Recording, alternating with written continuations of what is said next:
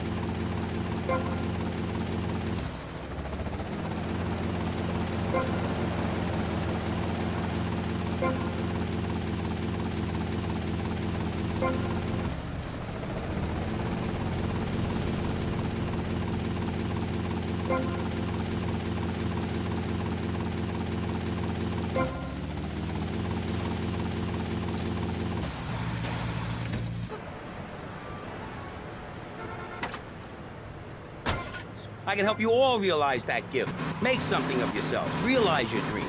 I'm like a high school counselor. I'll show you your potential. It's easy. All you have to do is follow my simple program on audio cassette or VHS. Okay, not right now. This isn't a commercial. And if you're not going to underwrite the station, I can let you read these blatant plugs. People pay for that. Hey, everything in life is an opportunity. When I was in jail, I got the idea for my current business. And look at me now. I got offices in Vice City, Bogota, Lebanese, and Jamaica. If I can do it, I can help you make something of yourself.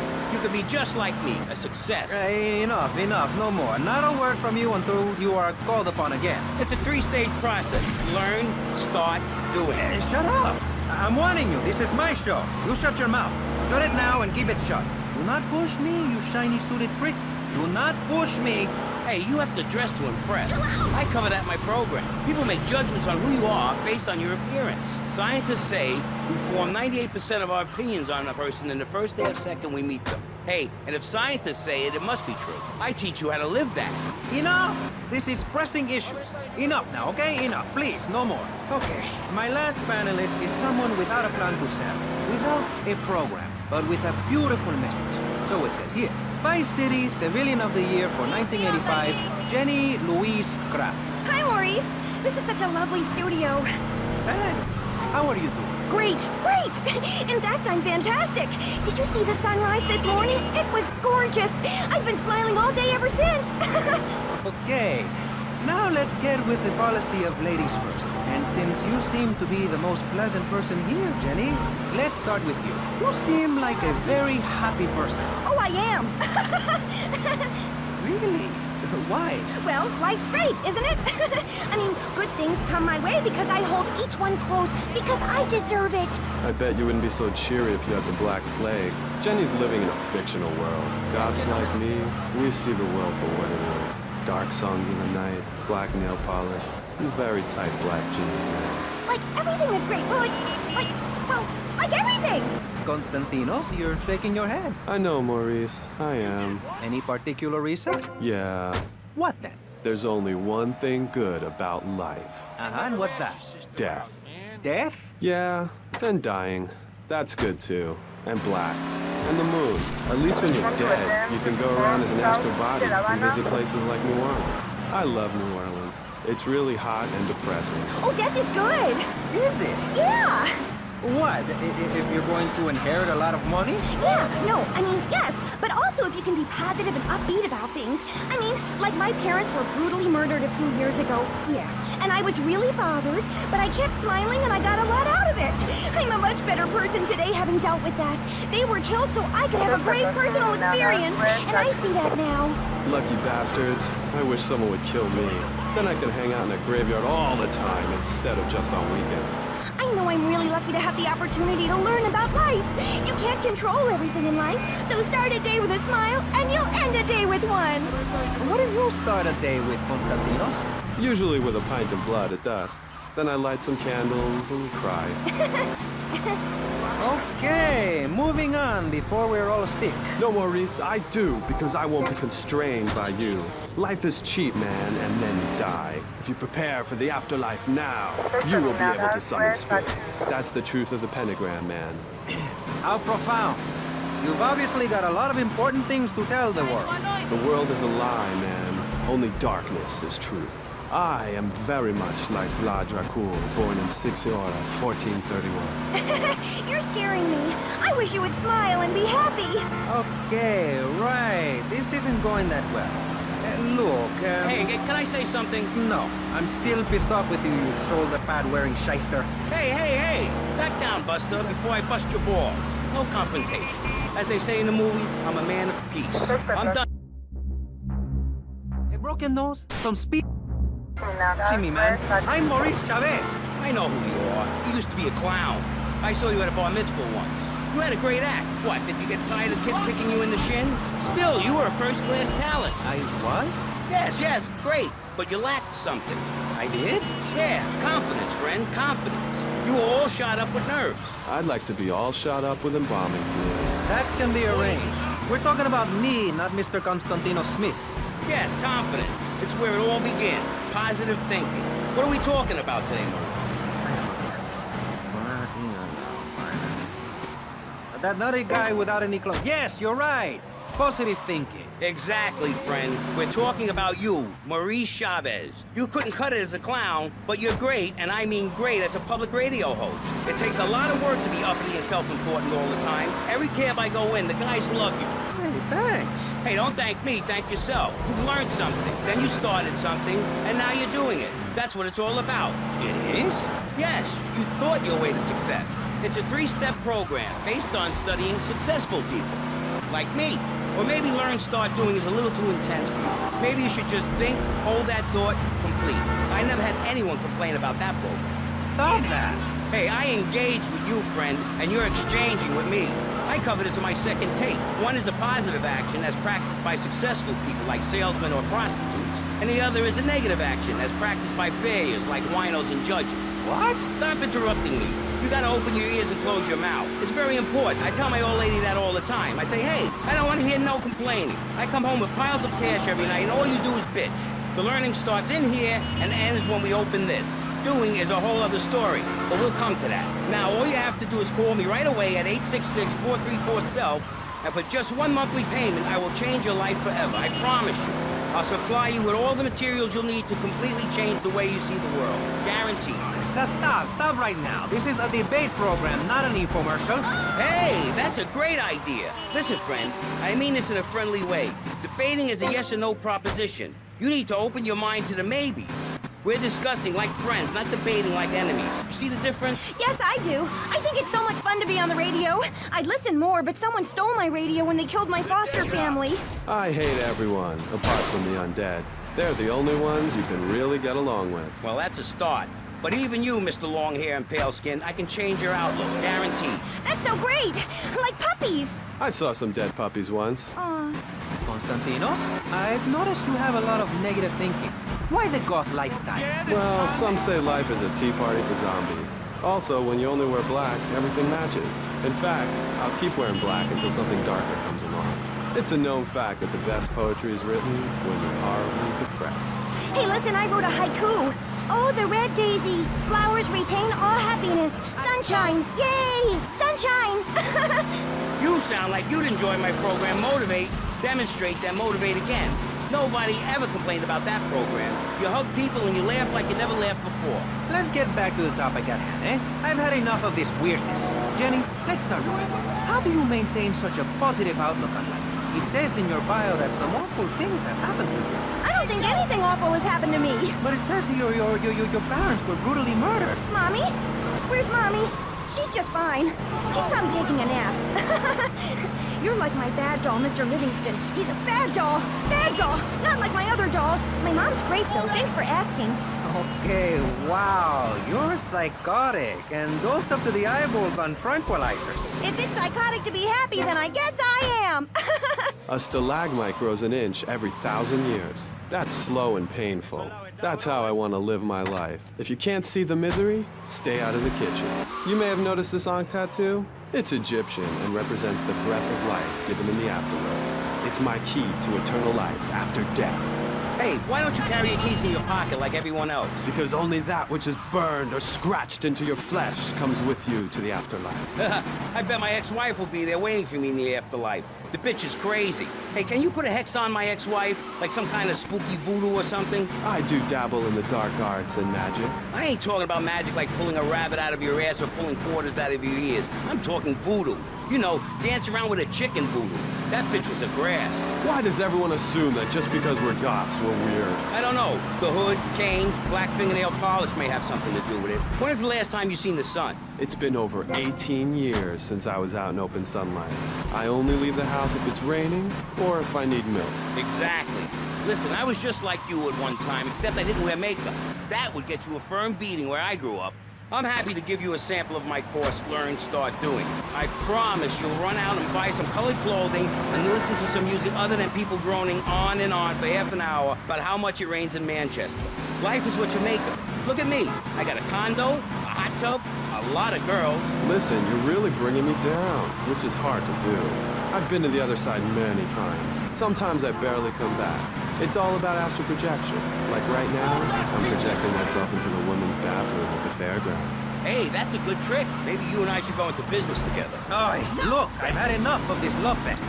You, You're a motivational gunman. And you are a maniacally depressed loony with anemia. You guys should hate each other. Did you say love fist? Those guys are so super. Listen, I just wrote another poem. If I had a flower for every time I think of you, I'd walk forever in a garden. And I just wrote a poem too. Shut up, you weird, pathetic people. This is my show, Maurice Chavez. Capiche? Comprende? We're not here to recite poetry or sell motivation tapes or talk to dead people. We're here to press the issue. Anyway, let's take a break. We'll be right back after this important information from Vice City Public Radio. That's Pressing Issues here on VCPR, Vice City Public Radio. If you haven't given money to VCPR and you're listening to this station, you are a thief. That's right, Michelle. You might as well throw a brick through the window and loot the place. How selfish you people are. This is public radio, serving the public with everything that is important, like me. So come on, keep us on air. It's really important. Send us your money. I'm going to say this over and over until you do. Yes, Michelle is known for her begathon tantrums. She cares about this station, unlike you. Think of how much money you spend on drive-through fast food and commemorative plates. Take that money right now and send it direct to me, Jonathan Freeloader, Starfish Island, Vice City. Now, back to the show with Maurice Chavez, the asshole. You're correct. He is an asshole. I'm Maurice Chavez. Welcome back. I used to be a performance model. Now I'm running a debate show. Funny how things turn out, eh? Or is it? That's the question, you see. If we look upon life as a positive experience, do we make it any better? That's what we're discussing right now here on Pressing Issues. Free radio with free ideas. Just keep those donations pouring in. Don't sell out to corporations. We all need a voice. Really, we do. And today, right now, we're giving a voice to three very different people discussing positive thinking. A healthy mental attitude. We've got a goth depressive. We've got a very happy orphan. And we've got a motivational speaker with a number of systems. So let's start with you, Constantinos, you strange, creepy creature of darkness. Have you got a positive mental attitude? I like to think so. Oh, really? Misery and suffering, it's everywhere, man. And I actively want a fatal disease. What bad can possibly happen to me? You could win the lottery. The lottery, that's for people with hope. I don't enter the lottery. You could. Damn, you two, help me here. I think he's great. I think he's really sweet. I love your hair. It reminds me of a big shaggy dog with long, greasy, straight hair. You know, Chavez, this weird goth guy, he's got a point. I mean, in many ways, what he's talking about is covered in my 3-step program, Tape 17. Motivate, demonstrate, then motivate again, Part 9. Facing home truths. You see, we all have to face up to a few home truths. I'll never be prom queen. Jenny will never have her parents. You'll never make it in the entertainment business. It's about realistic goals. I can change your life. Just a second, Robot. What isn't covered in your 3-step program? What don't you talk about in your Library of Congress-sized tape cassette library? Whatever we talk about, greed, goths, depression, changing lives. Who are you? What have you done that's so great? You wear a cheap suit. Your hair is stuck rigid with spray. Your breath stinks of whiskey. You look like you sell drugs to people. You're a joke, buddy, a bad joke. Oh, now this is getting personal. I come on your cheap-ass show, I spare my valuable time, I cancel several important speaking engagements, I talk to thousands of VIPs in order to spread a message of hope. And this is how I get treated.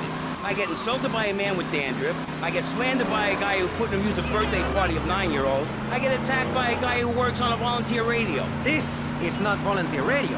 I earn a salary. How much? How much do you earn, Chavez, big man? Tough guy with a microphone and a cheap jacket, and a look that says my highest hope in life is to work in a bookstore? I'm a go-getter. You're a cheapskate. You're a fraud with nothing to tell people, and no way of helping people. Excellent. I'm really loving this. I hope one of them gets killed. Shut up, dork. All the bunnies are stabbing each other. Shut up. I have a condo, I have a hot tub, I vacation in Aruba. Vacation is not a verb, moron. Yes, it is, because I'm a VIP. I'm very important. And I'm a teacher, a wise man, not an opinionated dolt, a naysayer sitting on the side of life criticizing others while all he can do is get a crappy gig down at a moron station. A man who lives with his mother. I'm between apartments. And I'm between mansions, Buster, from helping people. Do you know how good it feels to be me? Do you have any idea at all how great it feels to wake up and realize you're a rich and talented, important person and in a waterbed with mirrors on the ceiling and more girls than you can imagine. And every time I step outside the door, I can choose which car to drive. If I choose to drive, I have 5 chauffeurs. No, you haven't. Yes, I have. Sweep it under the carpet. That's my motto. If I can't see it, it's not there. Look, I hate to burst your bubble here, but I know you live in a very small apartment overlooking the gasworks. You ain't a big shot.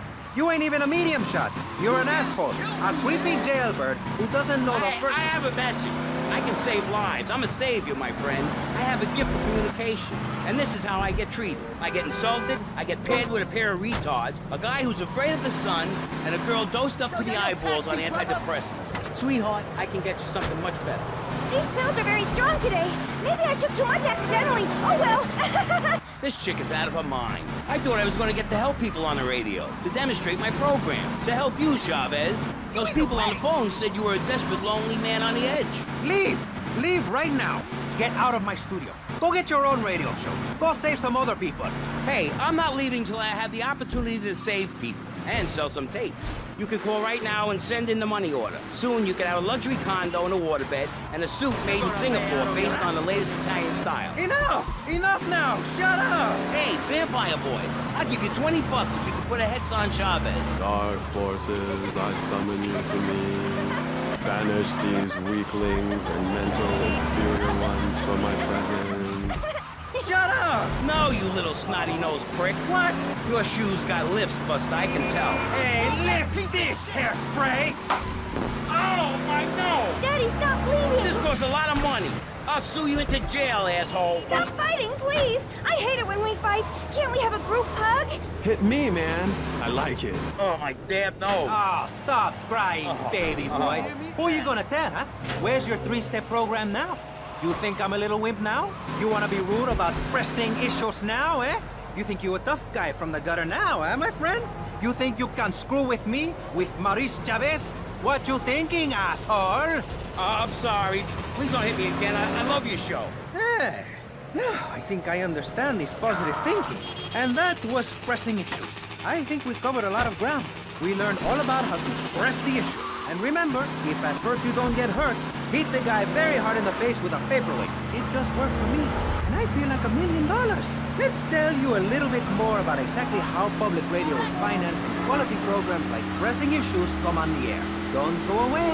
That was Pressing Issues, and this is Vice City Public Radio. We hope you're enjoying the show as much as you're about to enjoy listening to me and Jonathan Freeloader. Hello, everybody. Hi, Jonathan. How are you? Heartbroken, Michelle. Why, Jonathan? Why? Well, because it seems people just don't care anymore. I mean, where are people's priorities? We have campaigned tirelessly for public radio for literally months now, and the station is still in trouble. But a man with a hygiene problem puts on a pop concert, and suddenly everyone has money to hand over to starving kids they've never even met. I think it's a disgrace. Yes, people are very shallow. Like you? Exactly like me. But radio is much more important than food.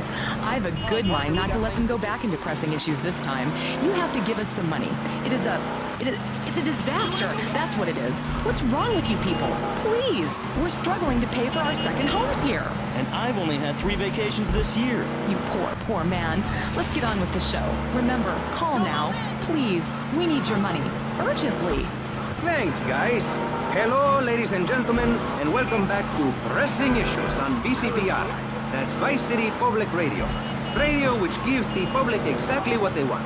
High-quality educational programming about serious topics and the consistent reminder that the world is going to hell in a handbasket if you don't give us money. Remember, Vice City Public Radio is commercial-free because it is funded entirely by donations from our listeners and corporate sponsors. So if you're enjoying the show, why not make a contribution? I'm Maurice Chavez, and this is Pressing Issues. Pressing Issues is a roundtable discussion group in which we ask self-important people exactly what they think about things, and then they argue amongst themselves for a bit, before leaving with views more extreme than when they came in. Only joking, ladies and gentlemen. This is a show founded on the ancient Greek principle of enlightened debate and the American principle of free speech. Or is that the ancient Greek principle of feeding wise men hemlock and the American principle of being annoyed and loud so nobody can get a word in? I forget. Only time will tell. Now, the subject we are discussing right now on Pressing Issues with me, Maurice Chavez, for your enlightenment and enjoyment, is a very serious one. Public safety.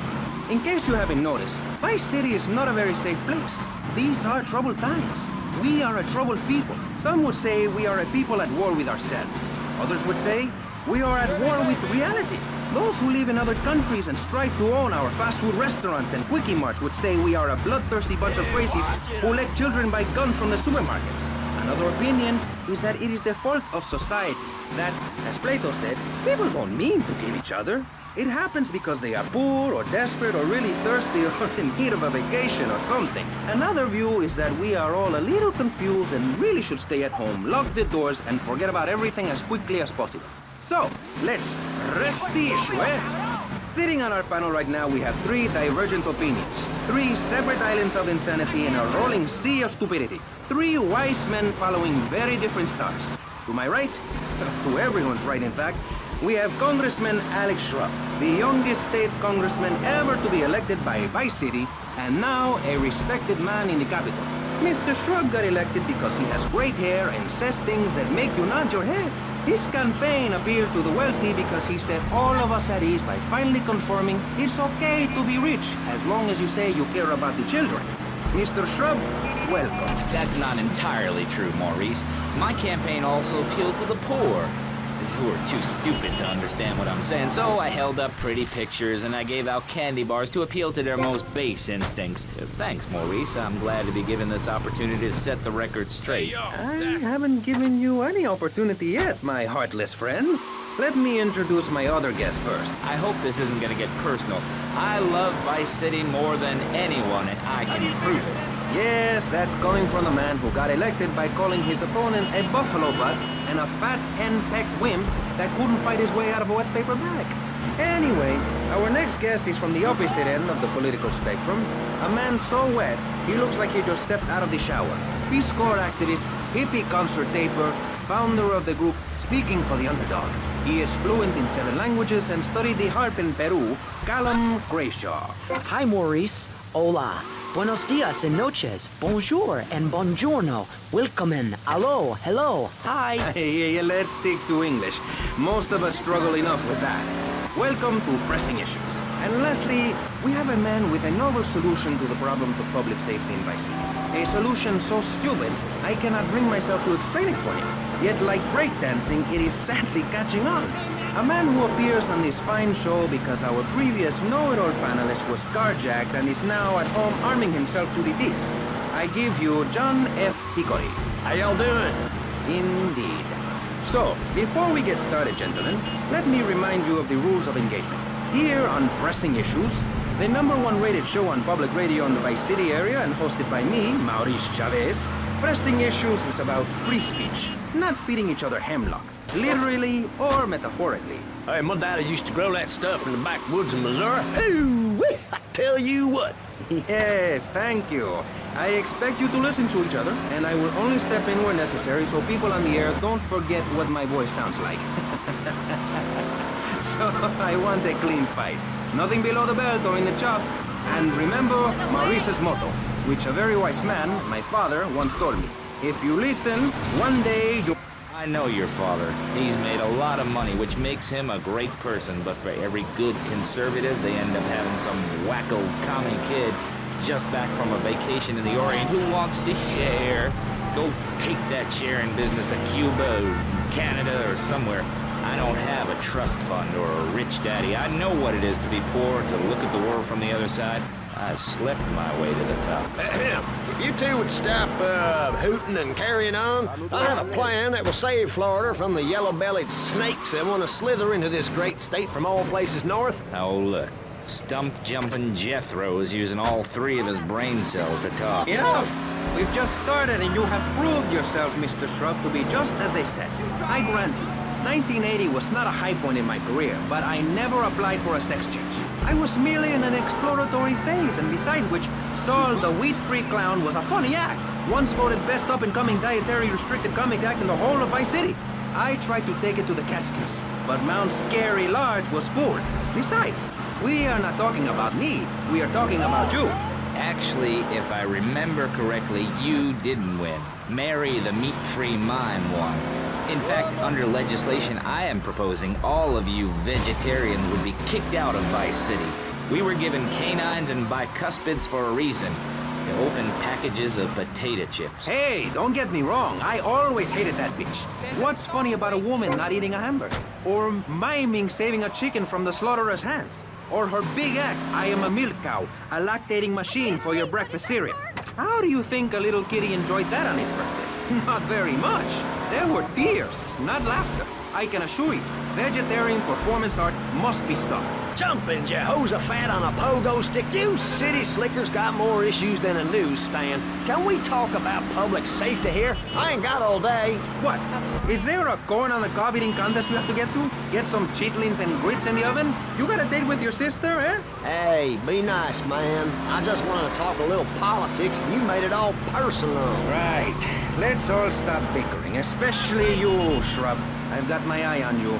Public confidence is at an all-time low. Nobody feels safe anymore. Just the other night, I saw a man running amok with a gun shouting he needed to defend himself.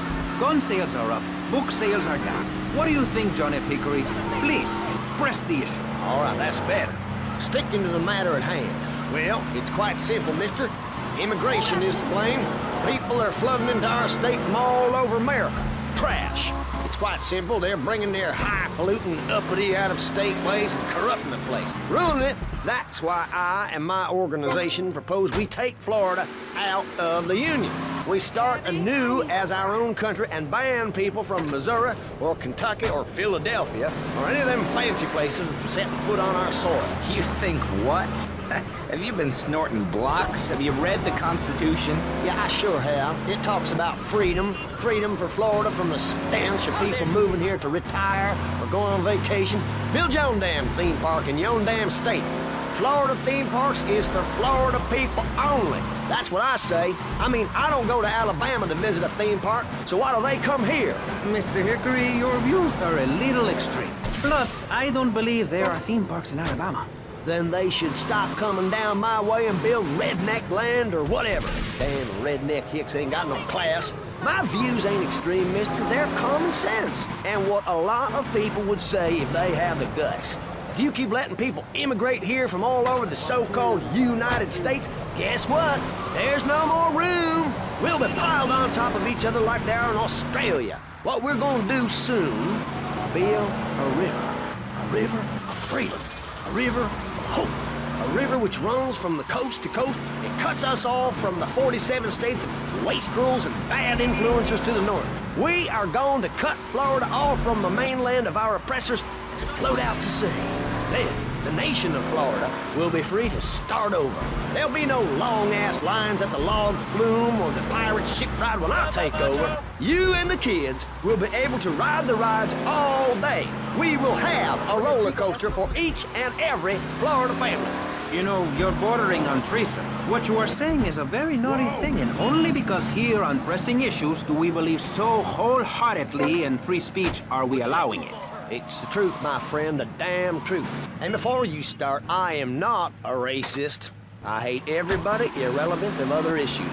But I especially hate Yankees, by which I mean anyone from Georgia or further north. Build your own theme parks, buy your own sun, grow your own damn mosquito-infested swamp, pal. We're gonna build ourselves a river. FBI, CIA, I don't give a damn. They can't stop us. You shrub. You yellow-bellied, tie-wearing, bribe-taking hypocrite. What have you done for Vice City up there in Washington? I've ensured important tax breaks for gun retailers, real estate developers, and I've cut the cost of policing, saving the city 2% or 25 cents per household over a 6-year period. At the expense of society. Think of the little people. Poor people have no voice in this city. Every time I find a park to meditate in, someone brings in a bulldozer and builds condos. The madness must stop. So you suggest we just stop making babies? People need a place to park their boat and trailer and to put their swimming pool. You're beginning to sound red, and by that I mean you prefer a hammer and sickle over a hamburger. I'm not little. I'm 5'5". It's time for corporations and all of capitalism to step aside for naturalism. You're not saving this planet. You're spending it. Your credit is no good here. We can't afford to loan you any more of our nature. Those are our trees. I only wish I could be around a little longer to enjoy it. I feel so old. Someone must take my legacy. I must train a little me. How old are you? I'm 23, but I feel much older and wiser. I know everything. I've seen a lot of the world. What does the rest of the world have to tell us about how to do things? Build more trains? Have people elect their leader rather than an elite electoral college? Ride a bike to work like a Girl Scout? Or a clown with dietary concerns? No thanks, Vladimir. I'll agree with that. People from other countries are good for nothing. That's why we have to keep teaching them a lesson. I tell you what makes a real man. A truck to pull stuff and a couch to think on. I'll tell you. Speaking as a sensualist, and by that I mean a very narrow-minded, id-centered man of peace, travel. I recently went to Europe. I think everyone should see it for a week. You really see what's wrong with this country when you visit a European utopia. Things like a journey, public transportation, healthcare, leather shorts, mustaches. When I went to Belize, I helped some villagers clear some land for an environmentally friendly coal mine. We've all got to make some sacrifices if we're going to get anywhere. My dad gave me the money to set up an exciting trust there. But how does that help the people in Vice City from worrying about whether they are gonna get robbed? What drives a man to just take? What we need are more after-school sports like choir or drama so people can learn to express themselves properly by singing or pretending to be a tree. Have you ever heard a whale sing? It's a lonely form of beauty and some very ancient wisdom, helping people to help themselves with drama and choir and flowers and my dad's money. Listen, trust fund, Tommy. Your ideas are pathetic. It's no wonder that mankind has woken up one day to find me in charge, amigo. Mr. Shrub, you got elected on a campaign promising to reduce taxes to zero. But under your stewardship, we've seen taxes go up by 20% and services decline. Nobody is interested in your statistics, Chavez. Let me tell you something, pal. I'm better than that. I will not, I shall not, I cannot stoop to your level. They assured me this was a show that understood politics, where we could debate things mano a mano. And I find myself having statistics hurled at me like so much stale confetti. We cannot boil people down to numbers. You have no idea, my friend, what it takes to serve, the sacrifices I've made to help my country, to help Vice City, the complexity of government, the hideousness of my wife, and the way her thighs grow like our national debt. Oh, sure, some people like that, but not me. It's a nightmare, my friend, and I have thrown back at me by an ingrate like you. I can scarcely get up in the morning. And with that outrageous revelation, let's take a quick break to tell you something very informative. You're listening to Pressing Issues on Vice City Public Radio. Over to you, Jonathan. Hello and welcome back. I'm Jonathan Freeloader, and you're listening to VCPR. This portion of Pressing Issues is brought to you by Ammunition, a proud supporter of public radio and our community. We hope you're enjoying Pressing Issues and the way it challenges your view of society. Unfortunately, public radio in Vice City is under pressure. That's because we're better than everyone. You can't hear this kind of hard-hitting, long, drawn-out programming anywhere else. But you have to give money. That's right, Jonathan. Money is important. It can be exchanged for goods and services, like getting a hip replacement or funding a starving child in Australia. I feel all covered with flies right now. Call us. Pledge your money. Give 10% of your income. That's all we ask. And for that, you know everyone can be educated on the important things we discuss on VCPR. 10% is a really small amount. I remember when I was volunteering in Central America, to make myself appear less shallow, the native peoples would give you 10% of their land for a pair of mirrored sunglasses. And they would run around me saying, chicle, chicle, which is Espanol for pretty woman. It was very spiritual, like waves. Absolutely. But remember, this radio station could disappear. The voice of unprofitable radio could be silenced. One day you wake up, roll over, and she's gone. You go into the kitchen, there's a note sprawl, the sound of a taxi leaving in the distance, a thunderstorm rolls in. It's a metaphor for my haircut, or this pledge drive. Yes, the pledge drive. Become a member. Only members or people with radios can listen to this radio station. Now back to Pressing Issues. Shouldn't we give out the phone number? Like I tell the children at the library I volunteer at, look it up yourself. No, you can't go to the bathroom, and stop crying. That's good advice. Now, back to Pressing Issues. Welcome back to Pressing Issues with me, Maurice Chavez. On our panel, we got the secessionist lunatic John F. Hickory, liberal rich kid Callum Crayshaw, and neo-fascist congressman Alex Shrub. Gentlemen, welcome back. Let's start with you, Mr. Hickory. Why the F? For Florida. I'm a patriot. I've even got an orange grove tattooed all over my groin. Excellent. But back to the matter at hand. Public safety. How do we get guns under control in this city? By giving everyone hope, a dream of a better tomorrow, by encouraging people to grow their own root vegetables. What's the satisfaction of holding a gun in your hand when you could be holding a hoe, planting seeds in a peasant village? Keep your hoes and seeds to yourself. We don't need gun control. If you read the Constitution, it's a sacred document that should not be changed. Under our Constitution, women couldn't vote, but the liberals come in crying crocodile tears. We need to get scaremongers and non-believers men like you, Chavez, under control. I've got a good mind to have your funding removed. We don't get any funding. Yeah, exactly. Well, good. You won't see a penny out of me. You've got to stop spreading these lies or I'll whip you myself. I'm not afraid. The Constitution asserts a man's right to bear arms and arm bearers and all points in between. Whoever heard of a gun or a bear causing problems? This is all cocky pop or whatever that word is. It keeps the place safe. Trouble is caused by unemployment, and unemployment comes from poor economic performance and lazy people. If you had a job, would you steal a car? Of course not. And if you had a high-rise condo, a mistress, and a seat on the board, would you run around graffitiing your name all over town and making a nuisance of yourself, spinning on your back and popping and locking and... Not a hope. It's simple. If you don't have a job, starve. Get out of my constituency. By force if necessary, and starve. That is quite simple. Are you really saying that? Of course I am. My city is a growing city. Of course, there are going to be some growing pains, but what I tell people is this. Gather up your life savings, buy yourself a piece of swamp, drain it, and get rid of the damn wildlife. Then apply for planning permission. Pretty soon you could have your own retirement community or resort destination holiday place.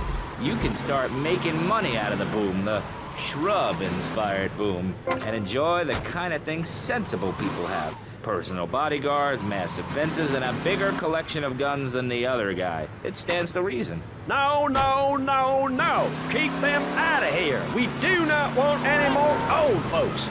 If there are any old people listening, go back to your homes. Florida does not want you. Please, die somewhere else. What's wrong with Nevada or Kansas? We want a river. We need a river. The Freedom River. And what about the other crimes? It seems car crime, fashion crime, drugs, everything is on the rise. Absolutely. Of course it is. When I was in Uganda, people were poor, but they were happy. The more you have, the less you have. And that's kind of what I'm all about. There's satisfaction in spending all day weaving a basket, rather than just buying one at the store. At one point in Uganda, I saw a great lake of sand and a massive speaking dog. It was a dog of love, not of hate. It was a spirit journey. What are you talking about? I'm talking about hopes, dreams, the magic of television, especially public television. Puppets can say what men cannot. Yes, but how will that stop people taking baseball bats and pounding the living crap out of each other, as I saw in a Mother's PTA group meeting recently? Baseball is our national sport, our national pastime. Joining together as men in order to reward the act of running around in a circle. I will thank you not to take its name in vain, Chavez. I hate that spring training. Who do those guys think they are? Coming here and getting in the way, showing us no respect, drinking our orange juice and seducing our women folk. Train in your own home, mister. Our national game down here, my friend, is digging a big ditch. A ditch of hope, which will flood into a river of freedom. So far, we've dug 17 feet. We're almost free, almost, when we are floating away in the Caribbean Sea, free to run things our way, singing Kumbaya in the sunshine. No school, no tax, free barbecue and pinball for everyone. Sophisticated entertainment. Yes, but what about the little guy? What about the guy who is standing there saying, I like being part of America. I like it a lot. I get public radio. I can hear Maurice Chavez. I own a small one-bedroom home, a business selling flowers to people stuck in traffic. 3 or 4 radios, all turned on to BCPR. A dog, 15 ice cubes. But I don't feel safe. I'm worried about gangs. Gangs are a myth put out by the liberal elite to patronize and demean the working man. I mean, what kind of right-minded youth from a poorer background is going to spend his time stealing things and posing in silly clothes when he could be getting ahead with a minimum wage job and making his parent proud? The dream of America is to live in a duplex and share a yard. Why would anyone want to threaten that great future? Answer me that and I'll show you a green dog. And speaking for the underdog, the foundation I set up with my trust fund, we believe gangs are a valid expression of a people's identity, a grouping, a community within a community. Gangs are a way to be noticed in the boxy suburbs. You scream out. Rather than urinate at the edge of your camp like a proud native, we spray paint our names on the walls of the mall to ward off predators. And that's supposed to terrify people? No.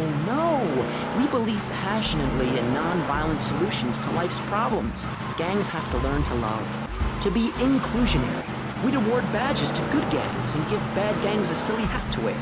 It would give people something to feel a part of. Kill with kindness, not a garden tool. Yes, but what about the guy getting beaten up on the street? Or the man having his motorcycle stolen? What about him? Or her. Some of the best bikers are really women. Anyone can join our group. This is about poor people getting together. But your father owns half of Florida. How are you part of the working class? Like I said, possessions are not important at all. I'll pick up a hitchhiker in my convertible any day. The other day I picked up a young woman and we discussed a non-violent solution to war. We called it peace. Your father is a great man. He's done more for the arms trade in this state than anyone else, myself included. And you shame him with this socialist, jiggery, pokery hootenanny.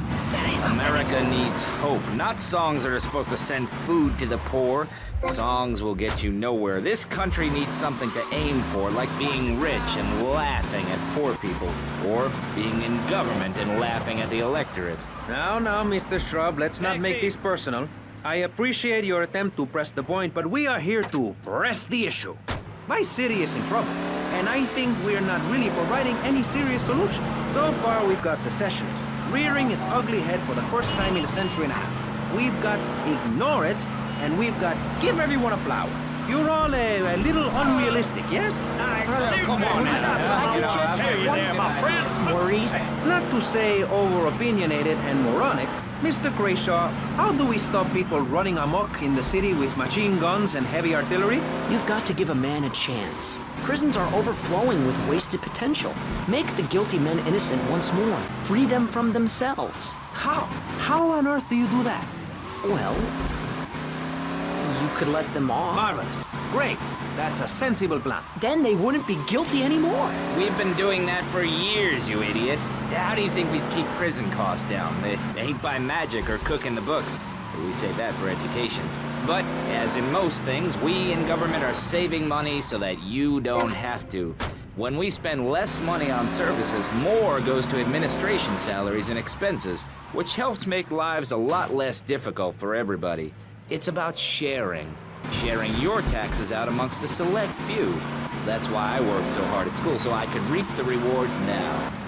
I thought you worked hard at school because the other kids laughed at you and called you a square. That's a damn lie. They called me wet fart.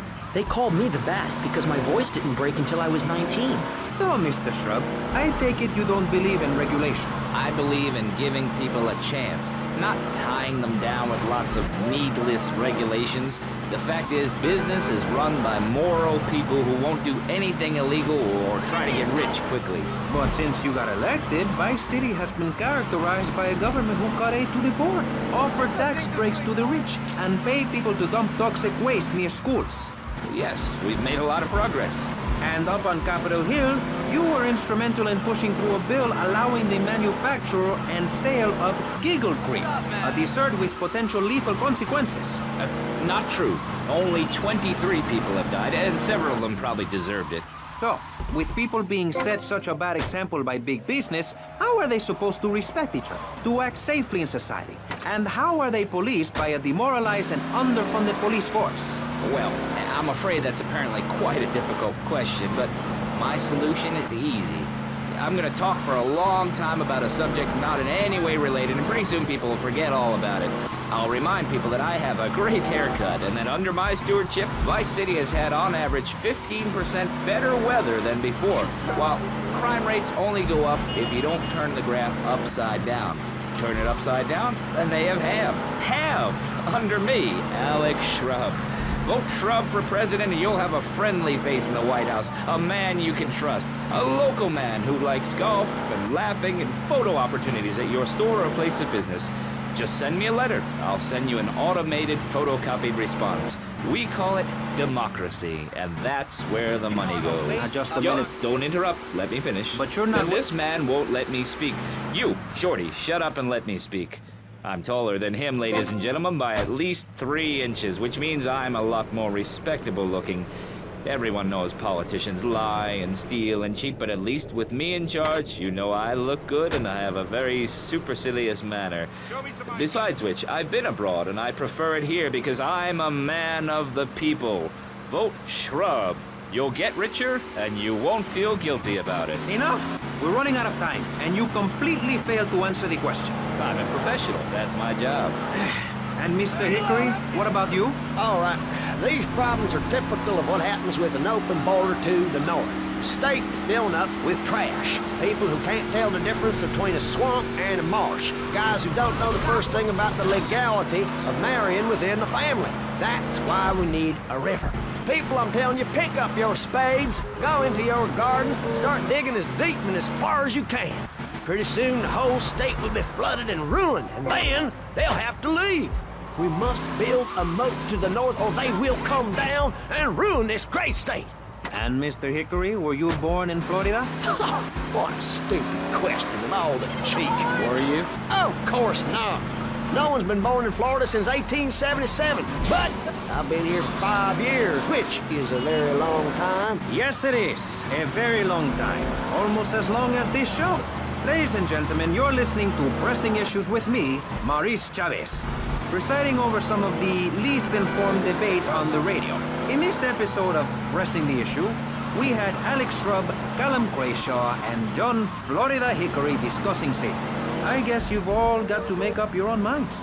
Should we be as wet as fish or a corrupt money-grabbing thief? Gentlemen, I feel we really got somewhere, and that Vice City and people everywhere know a lot more than they did before we began.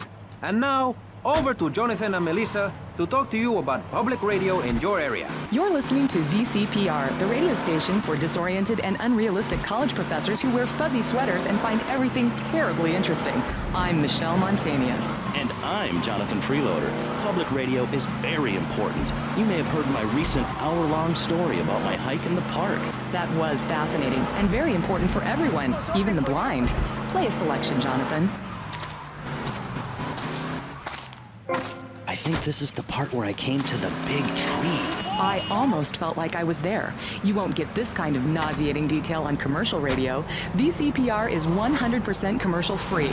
Absolutely nothing interrupts your enjoyment of our fine programming and ability to tackle the important things like Jonathan's walk in the park. But we need you. Think of yourself as a member of this station, except you aren't allowed in the doors. That's an important metaphor for life.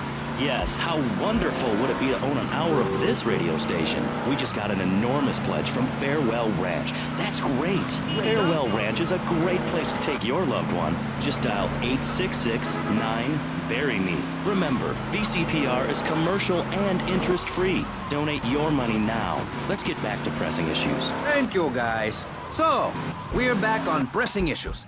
Just one of many fine shows you'll hear if you have the patience to listen to public radio.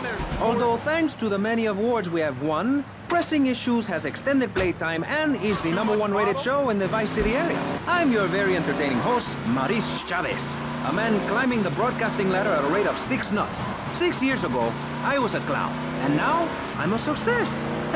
Think about it. Imagine where I could be in 10 years. I could achieve anything. Anyway, morality. What is it? Why do we need it?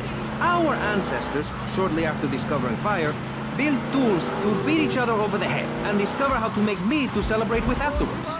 Then Columbus came over, shut down the Pilgrim Discos. Why? All very confusing if you ask me. And you did. And I asked myself, that is a perfect subject for a region-wide discussion show, which is very lucky because I happen to host one.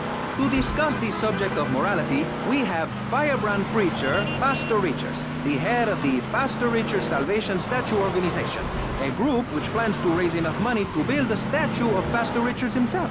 We also have John Brown, leader of Moms Against Popular Culture, or MAPC. Or is it MAPS? MAP-K? I don't know. We're deep in acronym hell right now, or is it purgatory?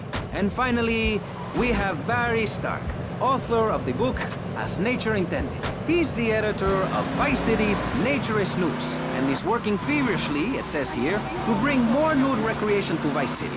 To protect the dignity of our other panelists, we place Mr. Barry Stark behind a divider. I'm naked back here. It's my right as a person. Yes. Let's start with the obvious, yes? Is it moral to be naked? Yes! You can't stop me. Well, I'm a mother, so I have to deal with this issue every day. My adorable kids have learned that it's wrong to be naked. When it's bath time, they know to put on a bathing costume. That's also the reason there are no mirrors in my house. Nudity leads to bad, naughty things. Maurice, if I may interrupt, I haven't worn clothes since 1982. People around the world are nude. You don't want to shoot a machine gun or a howitzer or a flamethrower if you're naked. It could burn or scald in quite a personal fashion, quite frankly. Have you been to the zoo? Animals are naked. If everyone were naked, there'd be no war. Everyone's complaining about crime and the theft of cars in the city. No one's ever stolen my car. No one's ever pickpocketed me. They've never even tried. That's because you're a degenerate loony. If the police were naked, it would set a great example to everyone. You can direct traffic and eat donuts entirely in the buff.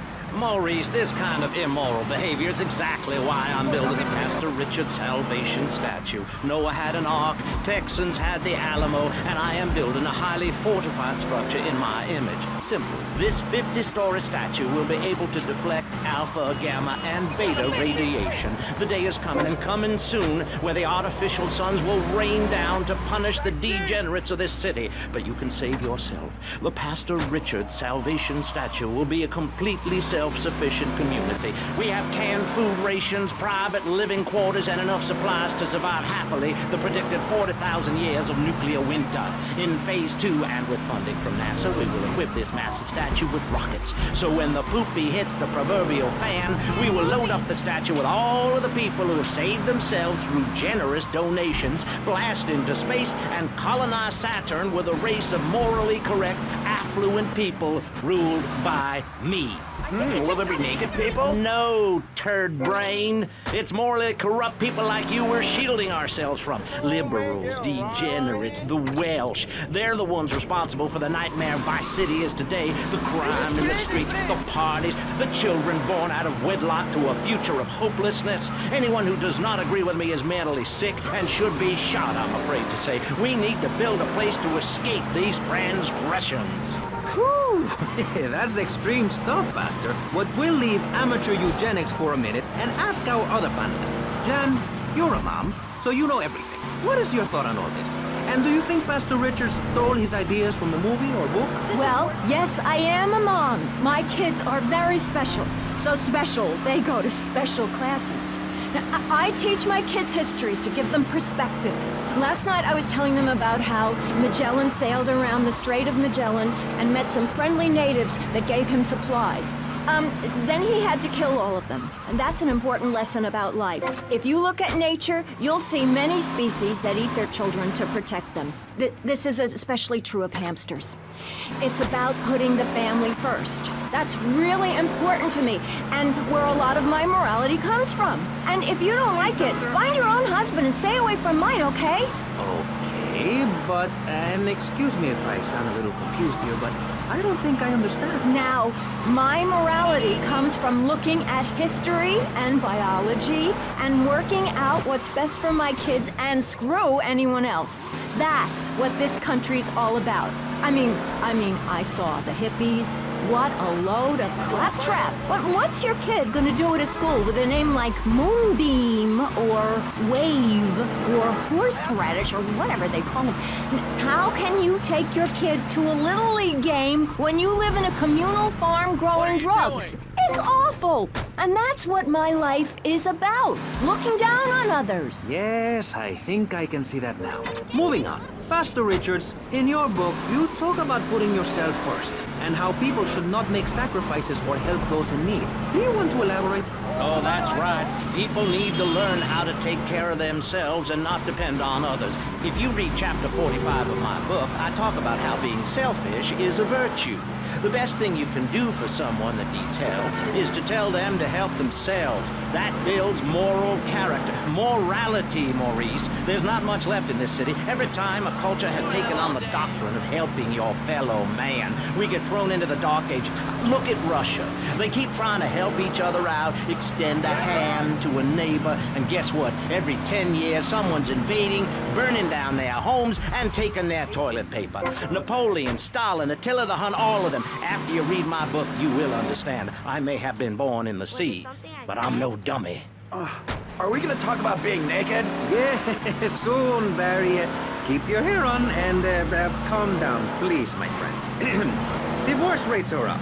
Standardized test scores are down. Vampire sightings at the mall. Can the family be saved? Or, to put it another way, if we're meant to be monogamous, why weren't we born already married? Jan, over to you. Well, since I'm a happily married mother, I know the family unit is the basis of all society. Now, even when my husband is working late or away on an extended business trip to Hawaii with his secretary, I understand just how important the family unit is in life.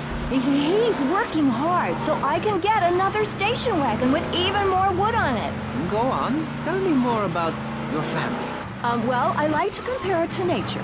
After all, it is one planet, even if we do just want to maim and kill each other, especially me.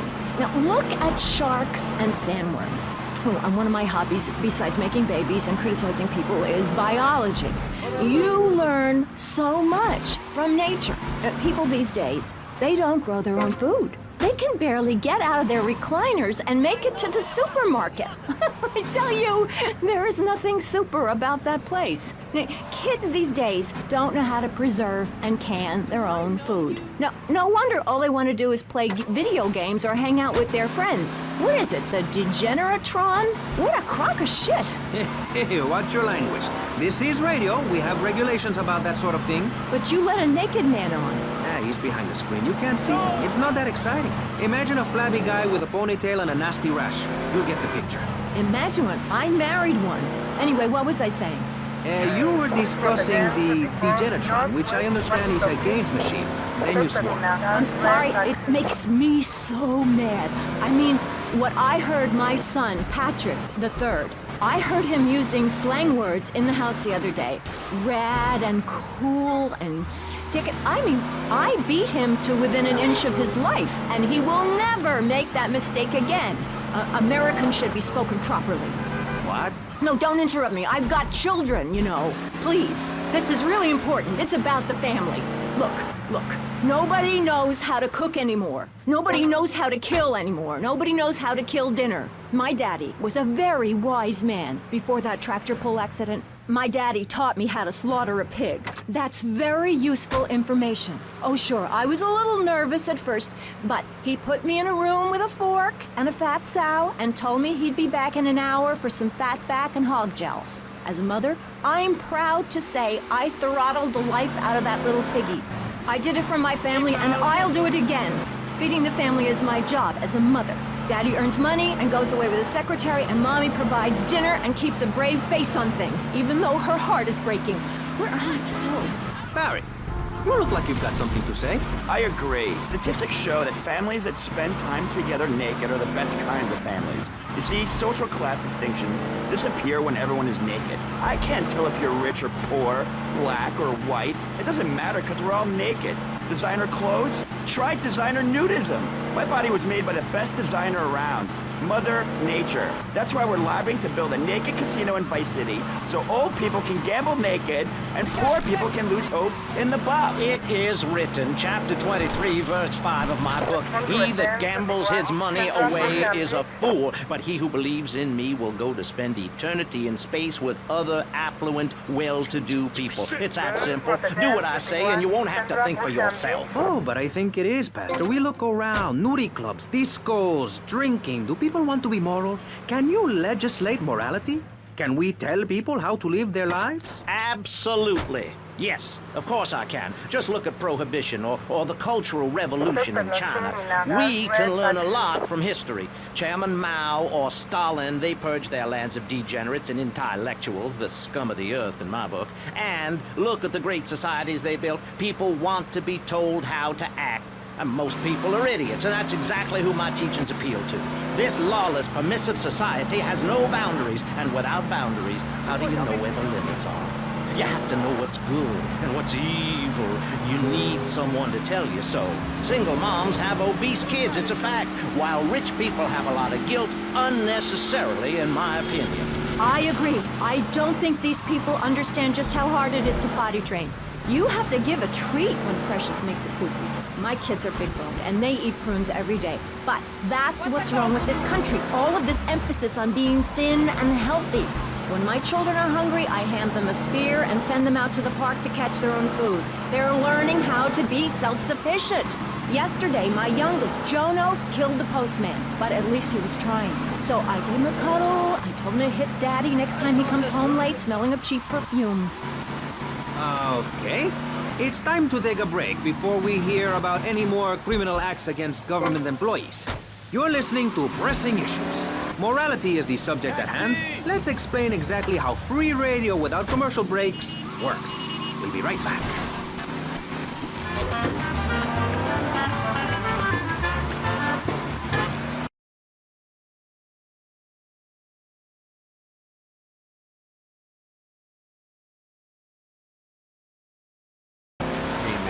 Physically deformed and aesthetically unpleasing artists, this has greatly damaged their commercial potential. This incorrect parodies that state of affairs by contrasting the old days of radio with the new world order of music videos in which perverse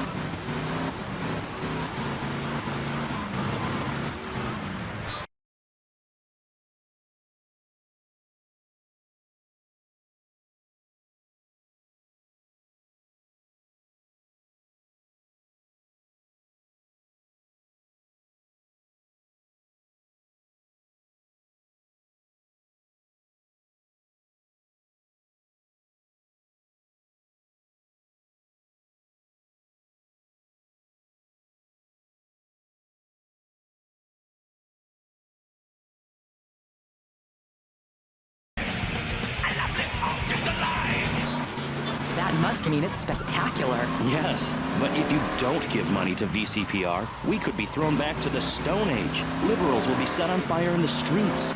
Give now. Let's return to Pressing Issues. Over to you, Maurice, in the studio. Useless, talentless asshole. You're correct. He is an asshole. I love those guys. Really professional and living proof that all of the best talent isn't on commercial networks. These people do it for love, because they have integrity, just like me. We're back with Pressing Issues. I'm Maurice Chavez, winner of 5 public radio awards in the Vice City area, including Best Voice. On this show, we take complex issues and boil them down to simple ones so you can understand. On this segment of the show, we are discussing morality. Since the beginning of time, man has asked questions. Why are we here? What time is it? And is there a place around here a guy can get a drink? Early man, as seen in the Quai of Blascaux in France, questioned the morality of making the mammoth extinct. I think we all know what happened there. Is it society's job to tell each other how to live? Recently, my city considered passing a public curfew that says nobody can be on the streets after 8:30 p.m. Of course, the bill didn't get passed, but it made people think. If you don't vote, you get morons in charge. Is that moral? I'm not sure. Let's press the issue. Children should be at home with their parents naked. A curfew makes sense. You know how much money I save not having to wear trendy clothes? Read a history book. At the creation of the universe, the Big Bang, everyone was naked. Even you. Why do I have to stay behind this divider? Maurice, please. Because nobody is interested in seeing your business. Because we have standards of decency which you are offending. Look at me. I'm jumping up and down. Oh my goodness, get back behind the divider. Please, I'm married. What's so wrong with me? Why do you hate me because I'm happy? Jan, give me a hug. I won't hurt you. And by the sound of things, your husband is doing the same right now with his secretary. No, we've worked through it. He was stressed. It's hard keeping a family together these days. Everyone, take your clothes off and feel what it's like to be free of bondage. Everyone out there in Vice City, take your clothes off. If this is the land of the free, let's start with our pants. Feel the wind from the air conditioning. Ugh, a breeze is so liberating. Thanks very much. Now, if you could get back behind that divider, Barry, please. Otherwise, I'm going to have to ask you to leave. Thank you. Now sit down. On pressing issues, we think it is very important to respect one another. To treat each other like we would like to be treated. I want a hug. If you don't like the United States, son, why don't you move to Russia? I don't understand people in America today. They call this a Cold War, but it's hotter than hell. Mark my words, in a day now, you're sitting in school, passing notes and talking about the prom, when suddenly you look out the window and there are Russian paratroopers dropping in to take over. What can you do? Run into the woods with your friends? Call yourselves the Wolverines? Put twigs in your hand? Try to beat back the Ruskies? No, you hightail it to Pastor Richard's Salvation statue and blast off into space. But there is a limited amount of space. That's why I suggest anyone who wants the safety and security of your own bunker, give now. Call 866-9-SAVE-ME. We'll get you on the payment plan, and if you're paid in full on D-Day, you and your family will be safe. If not, you may have to choose to save yourself and leave the others behind. Hey, stop selling things on my show. You're not a valued sponsor who supports the art of public radio, buddy. I, for one, welcome our new Russian masters. We can learn so much from other cultures. Did you know in India, the women protest by setting themselves on fire? I tell you, next time the kids are screaming for ice cream and pop, I may just douse myself in kerosene. I use that as a threat to my kids all the time, so it's no wonder they're so screwed up. That's one of the tough things about being a mom, not ruining their lives with guilt. As a matter of fact, I don't let my kids watch cartoons or slasher flicks. Really? That Knife After Dark movie may be #1 in the box office, but my kids certainly ain't gonna see it. If you don't raise your kids right, they end up being like Nude Boy over there or working in radio. I want them to get proper jobs, like being a doctor, not a patient. That is offensive. My mother understood I was special. She made me wear a bonnet as a child, and when I demanded to go to school naked, she was fine with it. After social services moved me, she would still write to me. I still remember when she kissed me goodbye. But Barry, earlier you said you discovered naturism, taking your clothes off, whatever it is in Germany. I know, but I lie a lot. I've got a lot of personal issues. Look at me. Please, Maurice, I need a hug. There's another example of immorality in this city. Public showing of affection. People think we want to see them making out and carrying on. I understand your hormones rage like a wild animal and you want to ravage one another like there's no tomorrow. But you have to ignore what your body is telling you and work for a higher calling, like construction. We're building a statue and we need your help. Call me now. You know, pretty soon you won't be able to tell who's a human and who's an android. Why, the corporation is working on it right now. I know, I read about it. I tell my kids not to kiss other kids at school. It might be an android, suck your brains out. You must have seen the miniseries of that on television. I read it in a book. We've got to stop looking at the stars, all this science fiction, and focus on the family. Now, if you really want to dance like you're on the moon, go there and leave us in peace. And that's a fact. What's a fact? I'm sorry, Maurice, but I have to tell you, I moved to Florida to bring my kids up the American way in a theme park. And that's just the kind of person I am, opinionated and moronic. I see. Well, this panel is certainly interesting. The issue is morality. Recently, rock artists joined together to provide famine aid to Alaska with the song, Do They Know It's the 4th of July? Critics complain it's immoral to meddle in the affairs of other peoples and cultures. Pastor Richards... What? What do you make of meddling in other people's business like an over-opinionated sociopath? Well, let me say that money could have gone to much better things, like reserving a place by my side in the Pastor Richard Salvation statue. But I digress and plug. Stop doing that. Don't interrupt me, boy. Anywho, I address the Alaska issue in chapter 23 of my book. You see, the Alaskans are lunatics, plain and simple. They eat whales and snow, and they sleep in the freezer. Who wants to eat snow every day? Oh, I tried to help. I sent a helicopter with copies of my book, but they burned them in a pile for heat. If the people of Alaska choose to live there, let them. But don't come crying when you're tired of eating penguin and it snows 18 feet a day. Yes, but don't you think it's important? I think it's very important to listen to me, young man. That's what makes the state of Florida great. Rather than help improve where they are, people nationwide abandon their hometowns, come down here, and shove their beliefs down everyone else's throats. That's the American way, always has been. We should send some pictures of Florida to those people in Alaska. I tell you, they'd throw down that bear pelt, saddle up the sled dogs, and get pulled all the way to Vice City. And I should know, I'm from Mars. No, you're not. Mars, Alabama. I founded 3 colleges there. The problem with Alaska is that people don't get naked. If you can't work on your car, or play the cello, or use sharp knives in your birthday suit, then what's the point of living?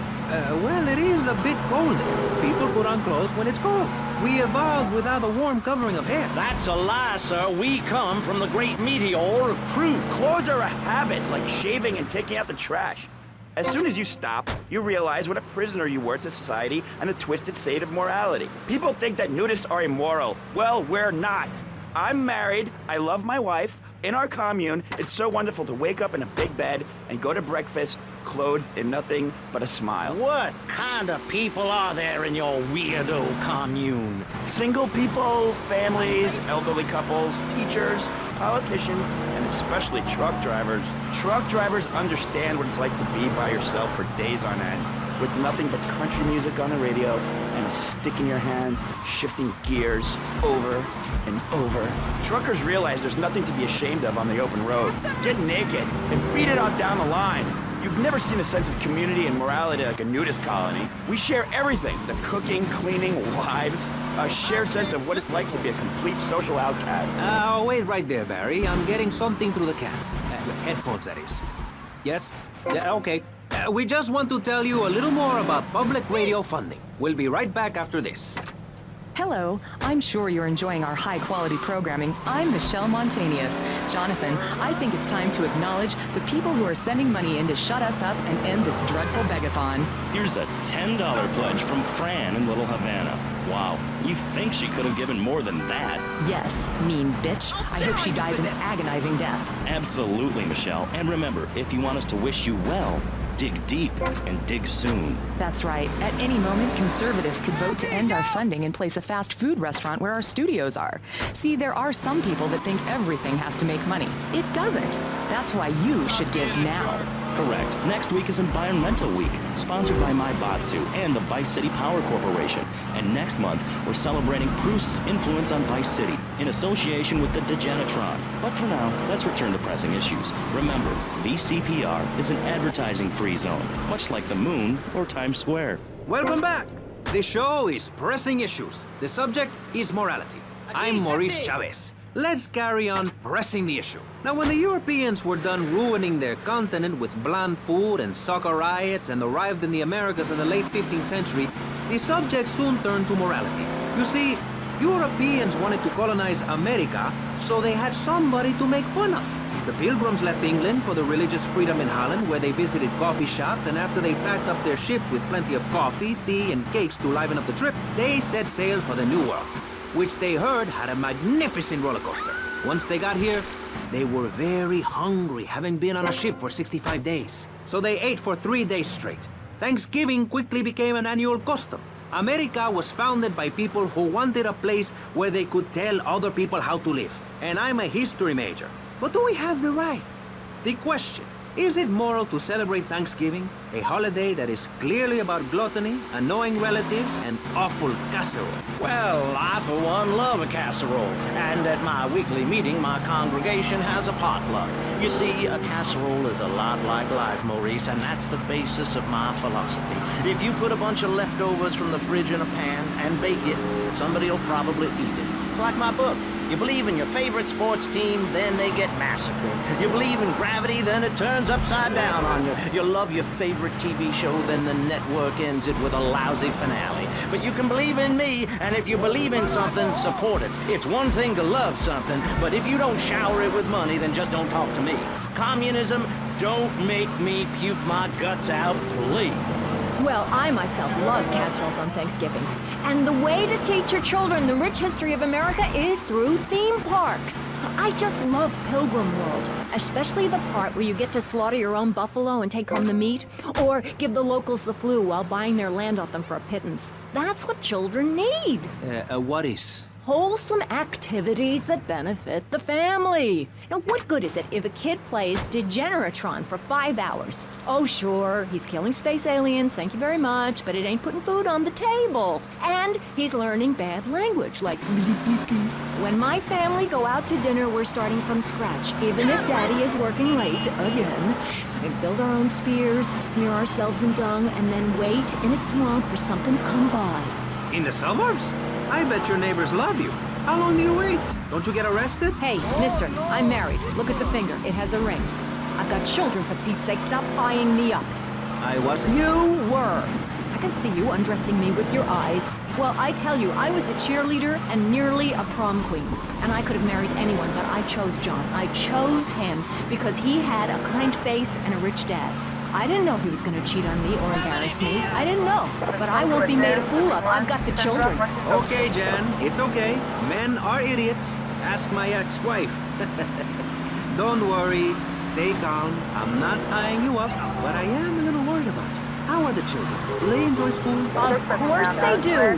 That's precisely why I'm going to start homeschooling my children. High school is a cult. There's a group of savages that rule the roost and get all the girls, and everyone else is picked on and abused. It happened to me, and look at me. I'm a deranged mess, and my husband cheats on me. I don't want my kids to go to a public high school. Instead, we have a prom each year in my living room. And that leads to my next question. People in high school in Chile are all naked. I've about had it with you, Barry. I try to be fair, I try to be kind, but you are a freak, and a liar, and wasting everybody's time.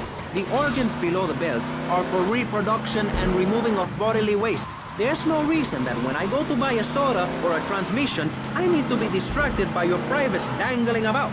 Now, when I go to the store to buy an air conditioning filter, I'd rather not have to look at your moneymaker, amigo.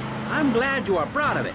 But when people of Vice City are in a Quickie Mart, they should be able to have a simple financial transaction without seeing your fire hose. Are you with me? Sorry, Maurice. That's okay. Just try to behave. I think the sun must have got to you or something.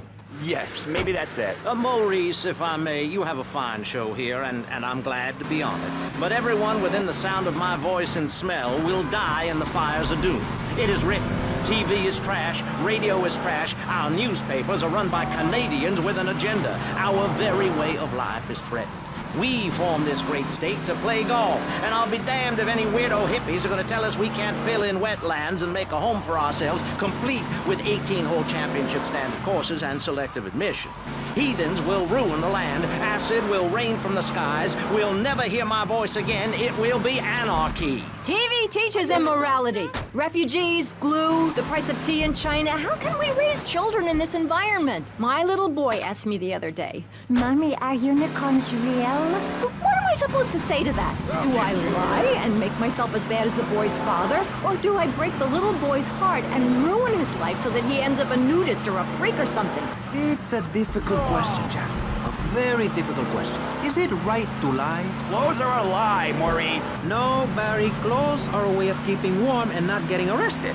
No policeman has ever hit me with his truncheon. I'd like to hit you back to hell, you sicko. You're filth. Human form of vermin. A blight on a fine society, picket fences and garden parties, and everyone coming 3 times a day to my statue to pay homage. Pastor Richards, as a human being, I have to say I find your philosophy or cult or whatever it is utterly and completely appalling. Why, thank you. I knew you'd understand. I mean, you seem to want to build a religion around yourself and some 1950s vision of America. It's the 1980s, man. And one-man worship me cults are not allowed, my friend. Exactly. As I say in the great book, many a call, but unless you have a good credit rating, go screw yourself. You'll burn in hell. Ay, por favor, shut up. Barry, what are you doing? I'm lonely, Maurice. Lonely, and I need some bodily contact. Get back behind that panel. Don't be shy. Please. We've all got one. That means I'm happy. Hey, stay away from me. I'm a celebrity. Oh, good Lord. Mind yourself, boy. I warn you, I'm armed and I'm not afraid to use it. We've all got one. Look how free I am. Fan feels so good. I feel you. Hey, Pastor Richards, please, put the gun away. Put it away. No. I am the sole judge of truth and decency. Get back, heathen. Get back. I love you all. Evildoer, die, devil, die. Ow. Dios mío, you shot him. There's blood and pubic hair all over the studio. Ladies and gentlemen, it is complete pandemonium here on Pressing Issues with me, the multi-award-winning and soon-to-be executed Maurice Chavez. Barry, are you okay? Are you alive? Stop the bleeding. It's down there. Do I have to? Can't you get someone else? Ay, Dios mío, she's fainted. No. Hold it. Harder.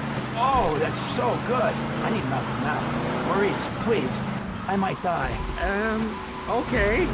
Excuse me, I'm only doing this to save your life. I don't want to. Thanks. I'm getting cold.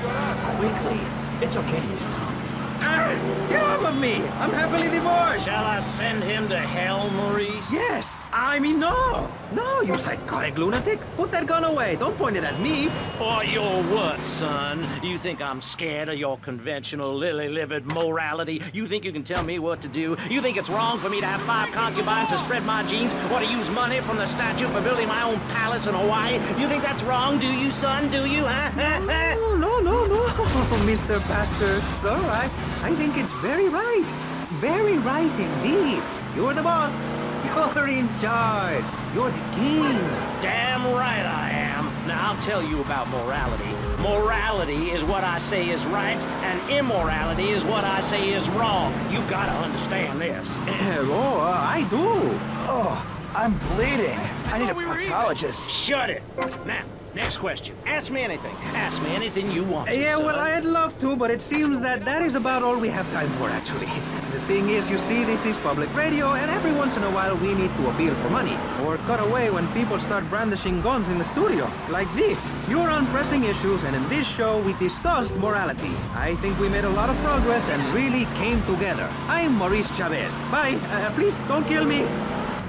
I hope you were enjoying Pressing Issues. I certainly was. Yes, it's almost as interesting as listening to you, Jonathan. Wow, thanks, Michelle. It is, isn't it? Before we let you get back to the show, I thought you'd like to know VCPR has managed to raise $30 this hour, which should keep us on the air for another 15 minutes at least. Thankfully, due to the generosity of the people at DeLeo and Furax, the fascinating show Legal Review will still run. But now, back to the Pressing Issues. Actually, before we let you get back to the show, I'd like to say something. I know that public radio may not seem very important in an era of poverty and famine and immense personal greed, but I can assure you it is. And not just because I say so. Look at the facts. 15 of the last 37 American presidents and 47 vice presidents have appeared on VCPR in the last month. 33% of all Nobel Prize winners started out in public radio. Without public radio, we would never have discovered gravity, or the pizza, or the fact that a lot of people love to hear themselves rattle. Anyway, sermon over. I hope you folks at home understand how passionate we are about public radio, and it has nothing to do with the fact I got kicked off the networks. That was very moving, Jonathan. Back to Pressing Issues. Where is the creep? Put him on! Hello. As you may know, you're on VCPR, and this is Maurice Chavez. That is, I am Maurice Chavez. That's Chavez, not Chaves or Chavis. This isn't a game show. Sorry about the upbeat opening. This isn't a game show. It's a political and social debate on free radio, without adverts. And I'm still Maurice Chavez. Hi. Next up on Pressing Issues, we tackle one of the most important issues in our country today. The issue of perception. Not credit card fraud. That's deception. But we're talking about perception. How we perceive the world. These are optimistic times we're living. A time of go-getters and doers. Our hero is the entrepreneur. The shaker and the maker. Positive thinking, we are told, is everything. Think it, and we can do it. Or can we? Let's press the issue. Now, personally, some days I wake up and I look out the window and I think it's great to be alive. Other days, like payday or my ex-wife's birthday, I want to hide under the pillows and cry. But that's me, a man of contradictions, as my therapist said. He was a junkie. But whatever. I'm Maurice Chavez. And on our panel right now, we've got 3 very contrasting views about the issue of positive thinking. On my right, I have Gothic artist, vampire hunter, and, his words, man of the night, Konstantinos Smith. Cow, all walking on 2 legs, you know? But she had the most beautiful eyes I ever saw. It was like opening a big, dirty, grabby shell and finding a beautiful pearl. Then this record came on. It was very appropriate. I thought too long, and Fernando's ratings go down. I finished my story luego. Like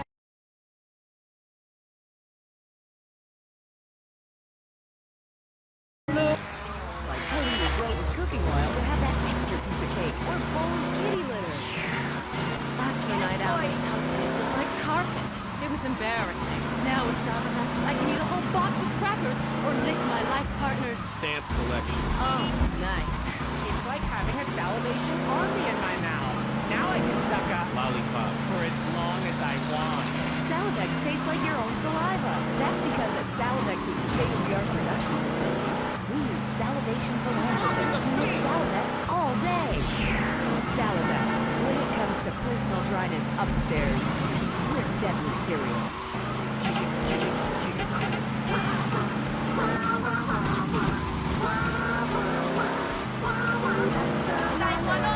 Stop my morning, you make my night.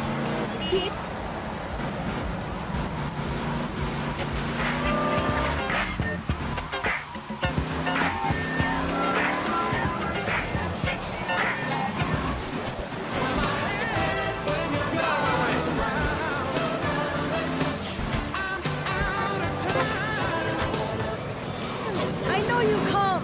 Just like old days, we kill everybody. Tim, they've got your wife! But I'm not married! You are now to America! He went in to save his country, but found his family and lost a friend. Archie! Tim, don't leave me. You taught me baseball, Tim, and how to laugh. No! He would have been a fine American. I'll cry when I'm done killing. Get yourself a body bag, strap yourself in, start making friends the American way. Exploder. Evacuator Part 2. Rated PG. May include patriotic garbage. So, hello everyone and welcome back to K-Chat, Vice City's main place for things. I mean, well, it's a place in Vice City where things go on, like interviews or things, or other things like that. But at the moment, it's interviews, and I'm Amy Scheckenhausen, the best interviewer in Vice City, and exclusive to K-Chat. Remember, you only hear Amy on K-Chat. Our next guest is a man on a mission, and that's why he's got such a silly name. His mission is simple: zoos. His name is Mr. Zoo. G'day, Hi, Mr. Zoo. Hi, the name's Pat Flannery, but I love zoos, I really do. That's why they also call me Mr. Zoo. Okay, and which do you prefer? What, darling? Which name, Mr. Zoo or Pat Pointer Thingy? Oh, I don't mind, babe, whatever you fancy. Fine by me, as long as we talk about animals. I don't give a damn what you call me, as long as it ain't Sheila or something. You're silly, Mr. Zoo. Why would I call you Sheila? I don't know, love, you tell me. Okay, this is getting confusing. It says here your name is Mr. Zoo, and now you're saying your name is Pat Flanagan, and now you're saying it's Sheila? Yeah, doll, the name ain't Sheila. That's a Sheila's name. It's an Australian joke. Okay, all right. I don't speak Australian. I guess not, sweetheart. Okay, well, moving on. You're Mr. Zoo. That I am. Cool. And I hear you've made quite a name for yourself. Why is that? Because I love animals, Aim. Animals. And publicity and stuff, but I love animals. I love them. Me too. That's the thing, babe. We all love animals, but we don't know too much about them. That's what I'm here to tell you about. That and myself, of course. Of course. So, right. What about animals? Well, it's interesting, right? But not a lot of folks realise that we're 90% the same as a fly or a cockroach or a pigeon. That's the new science out there called genetics, I think, which is going to be real popular real soon. But what it tells us is all animals are pretty much the same from a genetical level. Oh, cool. Damn right it's cool, babe. You know what that means, don't you? No, I haven't got a clue. It means we've all got to start caring for one another like family. Okay, so let me get this straight. Like, my brother is a cockroach, and my dad is a pigeon, and my mom is a fly. Is that right? Well, sort of genetically speaking, but you're bang on, love. And you know what that also means? No. You could, legally speaking, marry any animal you wanted and have kids. Unless you're married already, babe. You ain't married, are you? No, I just split up from my boyfriend. He didn't like me being on the radio. Whatever. Said I sounded stupid. Well, that's my point, love. I mean, imagine if you'd been out dating a wolf or a cute little deer. He'd protect you and stuff. Urinate to keep out intruders, but he wouldn't mind you being on the radio. Wouldn't mind a bit. Why not? Wolves and deers have no concept of jealousy of someone else's success. That's the genetic variation between Homo erectus and spider monkeys. Jealousy and fur and stuff. Oh. Oh, indeed, sweet thighs. Oh, indeed. Would you like Mr. Zoo to tell you something else? Yeah. Everything you learned in school is a lie, babe. A lie. Take virology, for instance. You were told sharks are dangerous, right? Yes. Cobblers, babe. They're frightened of you. They ain't gonna hurt you. Have you ever tried cuddling a shark, getting down and dirty with one, relaxing it a little? Well, I have, and I'll tell you, it's very rewarding, ain't babe? Very rewarding indeed. Yeah, abso-bloody-lutely, love. Once you calm it down with a little rubbing, it's like a swimming puppy, real affectionate and stuff. Okay, I'll try that. You should, love, you really should. Let me tell you something else. Well, this is something for the guys out there, really. You know, with a girl, right, you ain't got a clue. I mean, a female human, when she's on heat, right, ready to mate, looks identical to a female human when she ain't on heat, and would throw a drink over your face if you grab her behind and start trying anything intimate. You can't tell the difference. I know that only too well. But take a forker monkey from the jungles of the Philippines. When she's on heat, her behind sticks up and glows bright red, and she makes a sound a bit like this.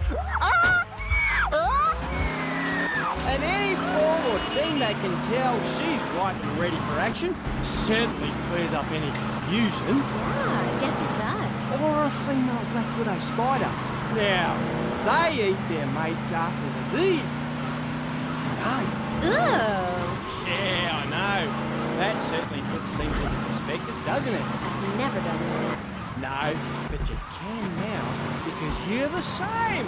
Well, more or less the same. I mean, that's the funny thing about my work, about genesthetics. Oh, God, the world is so complicated. There are also lots of tiny differences between animals. You know what a species is, don't you, Aim? Yes. It's an animal which has other animals which are quite a bit like it. A dog is a species, but a cat isn't, because there's lots of cats. However, I've discovered out there in the wilds loads of new species that regular science practiced by repressed blokes in laboratories hasn't even known about. Really? Really, I have. There's a horny cat bear named after me. Pat, right? Exactly the same as a regular bear, only it's got a big horny growth hidden right down its groin area. You gotta reach in, have a fiddle about, and then you find it. Completely different it is.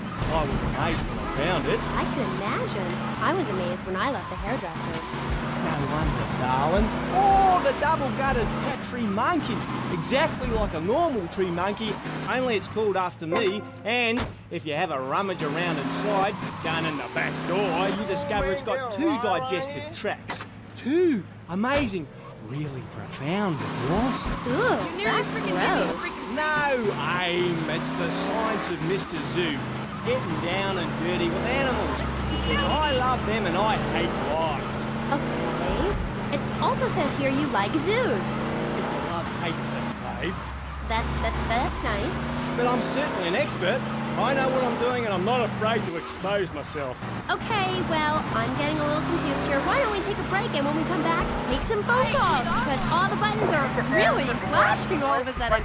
You're on K-Chat. The science of evolution has uncovered many of life's mysteries, like tadpoles or the pyramids.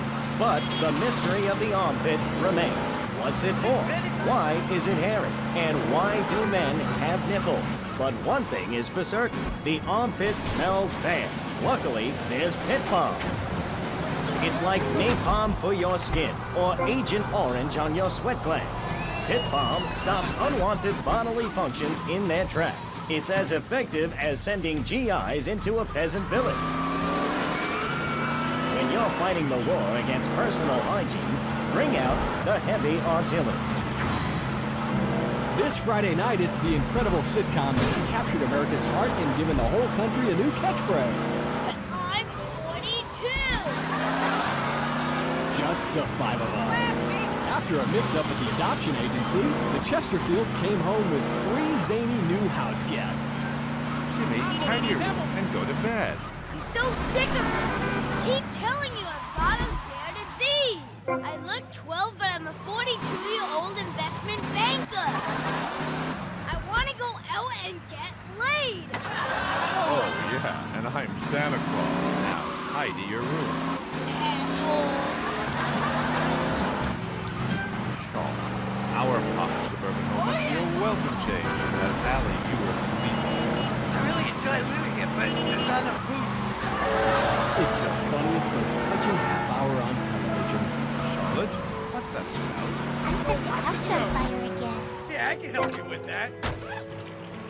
And this week, it's a very special Just the Five of Us, where an attractive blonde lady tries to steal Jimmy away. Just the Five of Us. Friday nights on BBS. We're on K-Chat, and so are you. If you're listening, I'm here with Australian animal lover, Mr. Zoo. If you've got anything to ask him, why don't you just give us a call right now? Yeah, great. Give us a call right now, and I'll tell you anything you need to know about animals. Okay. Who's on the line? Pat Flannery. G'day, of course it is. And you're in Vice City? Yeah? What are you doing here? Promoting animals, mate. Don't you remember the court case? I get lost. Amy, let's have another caller. Okay, who's on line 2? You're through to K-Chat. Don't hang up on me, Flannery. You're meant to be in a hospital, nigga. Hey, easy there, mate. Hospitals are for people who don't feel well. I'm at the top of my game. Are you insane? Don't answer that. I know, man. You're sick and insane and you need help. I got a visa, mate. I got a visa. You can't touch me. I'm bona fide. I love animals. Leave me the hell alone, or I'll come by your aquarium and feed you to the bloody sharks, you no good. By the book, paper pushing murderer. Nobody would have lived if you let me in the tank. I could have cheered him up. I could have done. Now stay away from me, you hear? No more callers, K-Aim. Phones are so impersonal. Not a two-way conversation like the radio. Okay. Who is that? Wrong number, I think. No, it wasn't. Yeah, it was. A bloody wrong number. He wanted a plumber and a Chinese. I was speaking to him in Australian. Okay, cool. What was it about the aquarium? Nothing, babe. All in the past. Long time ago, I was tricked into saying something I regretted. Oh, cool. That happens to me all the time. I can see that, love. Yeah, big mistake. Never trust a judge or a mental health tribunal. Never. Only trust animals. Okay, and what did they make you say? Nothing, babe. Oh, it was a long time ago. Look, I brought a little surprise for you. It's a little female plague rat. See how relaxed she is with me? I've got special powers. She's a lot like a little Joey kangaroo in a lot of ways. You know what I mean, huh? What did they make you say? I've also brought a menacing trouser snake. Would you like to see it? Look at this. It's a little frog in my pocket. Calm as you like, not even awake. Eyes, eyes. Anyway, in this pocket, I've got a baby dwarf giraffe I birthed this morning. See, she's still covered in fluid from her mum's womb. Wow, isn't that fabulous? Ooh, that's grody. What did they make you say at the mental health judge? Nothing, babe. Nothing at all. Long time ago, it was a bad period in my life. I wasn't sleeping. I was heartbroken like a platypus. Do you know a platypus only gets a bill after its mate breaks its heart by sleeping with its brother? I know all about that. I was crying my eyes out for weeks on all kinds of pills for my nerves, couldn't move, couldn't talk. I was cooing like a dove. Please, darling, let's move on. Do you want me to talk to a parrot? Now I'm really curious. What did they make you say? I love you. You do? I never knew. They made me say I love you. Oh, I made my boyfriend say it, and he slept with my best friend. I think we're bonding now. No, we ain't bonding your heart. We're falling apart. I hate that. They made me say I love you to Bobo. Who is Bobo? Bobo was the most beautiful creature that was ever on the earth. Ever at all. Really beautiful. Who is she? He. Hey, He was a dolphin, and I loved him, and I knew him properly. You people could never understand. It's natural. We were identical from a genetagorical perspective. And Bobo was really unhappy. He put on a show every day like a circus animal. They thought they could be doing something, but they never did, eh? They never did. We were only cuddling. How can people take that the wrong way? They took me away and they locked me up. And Bobo died of a... He did? That's awful. Ooh, just a second, you sick bastard! Security! I loved him more than you can imagine. Call the police! Someone, please help me! This guy is is molting animals. Oh, it's gross. Hey, I only wanted to be loved, properly lined, and he's gone. Hey, it's Dr. Phil. Get lost, Doc. I got out. I'm fine. Me and my friends are travelling around in a black van and solving crimes and running from the Colonel. Hey, I'm coming in. Stay away from me! I've been a very bad boy. Come on, don't get home now, Pat. Stay away from me! I got a poisonous lizard in the boot. He'll kill you in 2 seconds. Pat, please. We've been through this. You're not well. Bobo is dead.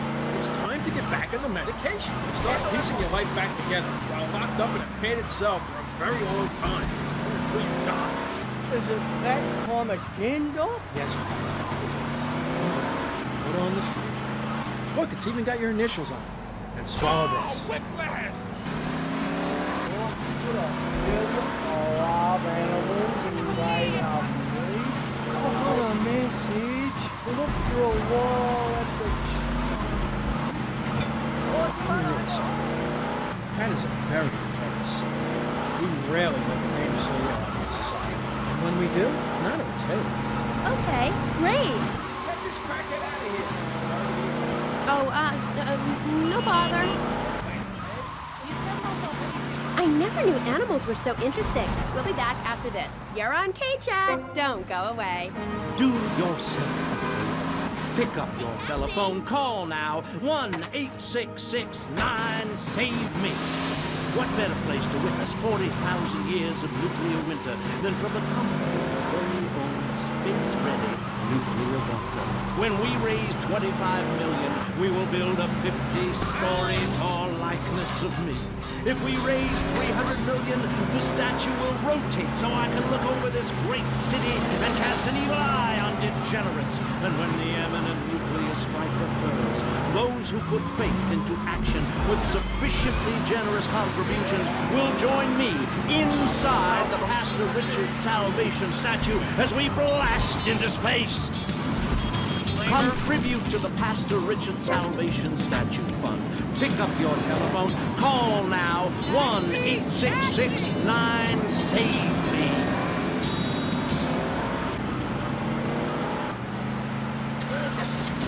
Knights of the road, here's your stallion. The car for freedom. The car for hot excitement. The car for a man who is alone against the elements. The pride is back. It's the power of a compact. Looks small, but it's so big. Fuel injected. Inject me. By Batsu Thunder. On the toll road of life, you have to pay to prove you can. Live the emotion of an individual. The awesome power of nature distilled into one vehicle. Because after you get struck by lightning, there's thunder. The Batsu Thunder. Hello, welcome back to K-Chat. I'm a woman, so I know it's important to discuss feelings. That's why we don't have any male hosts on this station. People open up more to women. I was telling my girlfriend yesterday, if a woman were president, we'd nuke a country every 28 days. In these times of trouble, of international scary things that cause anxiety, people seek soul ice. Or is that solace? Anyway, some visit lady friends, others go to a bar, and a strange few talk to rocks. My next guest is the author of this book, I'm Lovin' the Coven. She sits on the board of the Vice City Renaissance Committee, Gethsemane. Welcome to the show. Hello, Amy. I brought you a crystal. Isn't it gorgeous? I guess so, if you're into shiny glass. I prefer lacy gloves. Amy, for many thousands of years, many people have been using crystals and gemstones to heal the sick. Take the crystal, and then when the night is enchanted, and the candles have been blown out, and the wind sings through the branches of the eucalyptus, hold up your arms and sing, Aldri, my sky sailing pregnant moon, the goddess. Pregnant moon? What are you talking about? Gethsemane. Sorry, whatever. Do you even have a last name? My compost coven named me Gethsemane Starhawk Moonraker. Trust me, baby, I'm quite accustomed to people persecuting us. It's been going on for thousands of years. Native Americans, they studied crystals. The ancient Chinese, Belgians, Superman, they all studied crystals. So why do you view it as so weird? Grab your crystal, hold it tight, and close your eyes.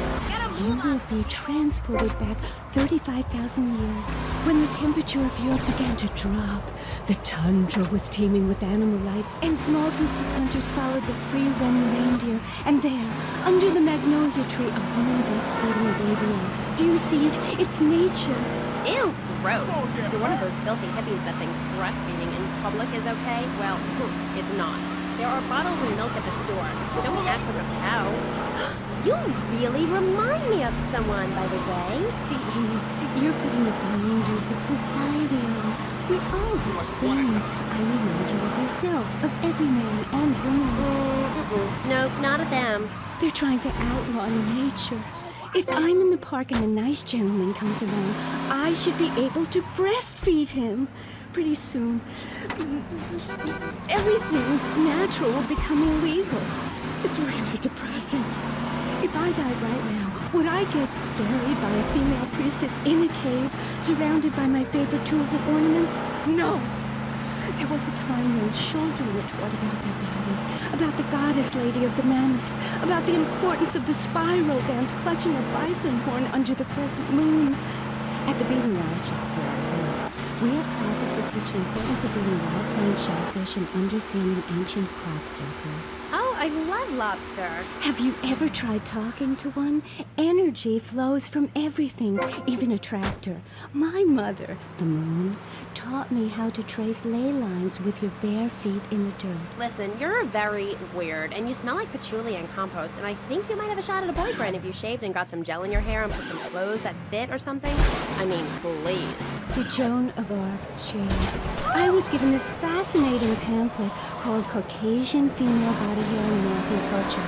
Anyway, I love you like my sister, but honey, you've fallen prey to a sustained marketing assault that began in 1502. To a peasant village. When you're fighting the war against...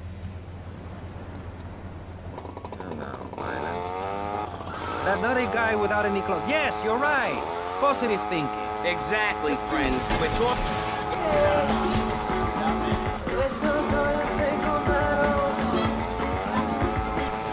Girl whose son loses a lot of weight. Ay, ay, ay.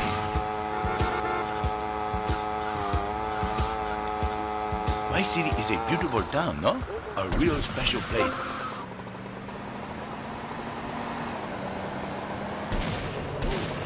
Not many men like me, but it is a jungle out there. A bit like Africa. You can go out on safari in Vice City and get a rhino if you like. I love all women, even the fat ones, though I do not tell anybody about them. The next track is all about Africa. Toto, take it away. I love you.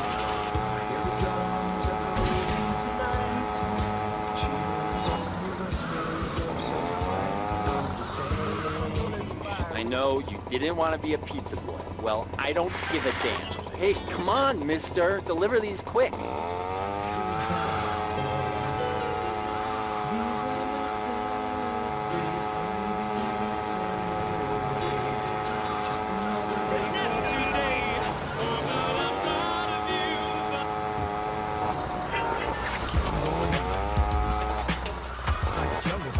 Makes me wonder how I keep from going. A child is born with no state of mind, blind to the ways of mankind. God is...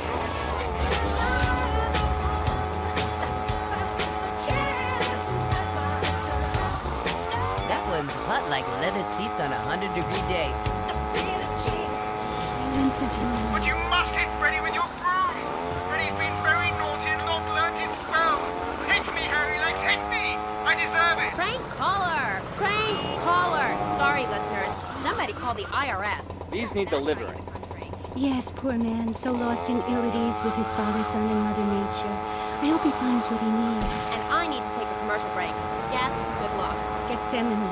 Yeah, I hope you find what you're looking for, and I sincerely hope you take a bath. We'll be back after this. You're on K-Chat. Don't go away. I am B.J. Smith.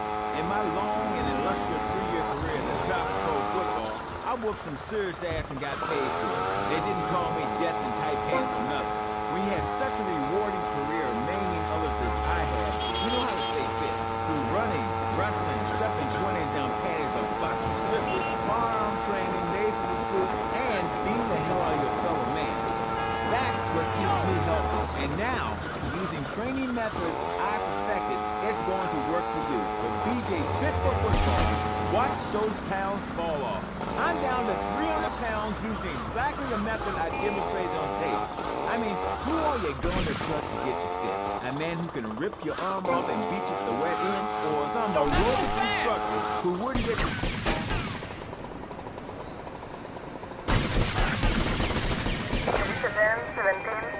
Remember, to win the game of football or life, you have to annihilate everything in your path in a blind race. We tried hiring a nanny, but she wanted health insurance. Yeah, right. That's when we got domesticated. He's great with the kids. These need delivering, pal. And he helps us too. He's a great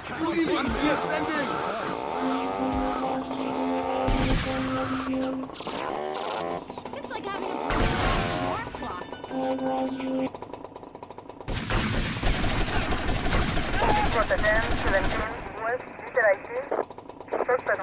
He only says 10 phrases. He's the friend you've always dreamed of. Order domestic today.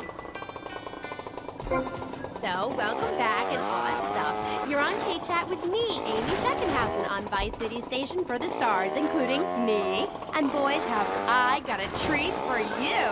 Next up is a living legend, a man who won the World Series single-handed, known to his fans as Death in Tight Pants, and known to his enemies as, oh my god, I just got flattened by a truck. How is that fair? It's sports. This way, come on! It's all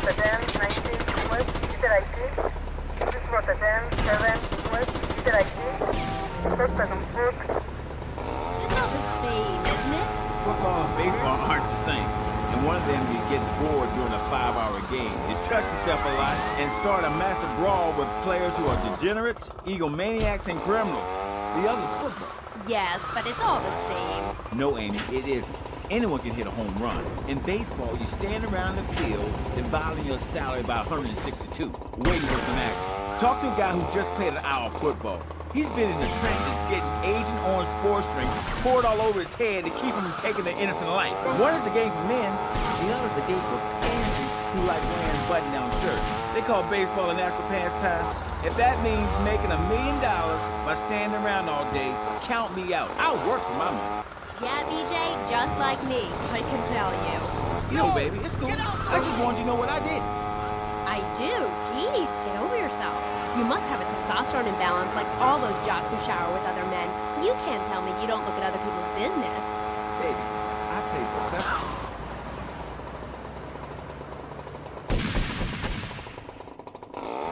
But I ain't got no testosterone imbalance.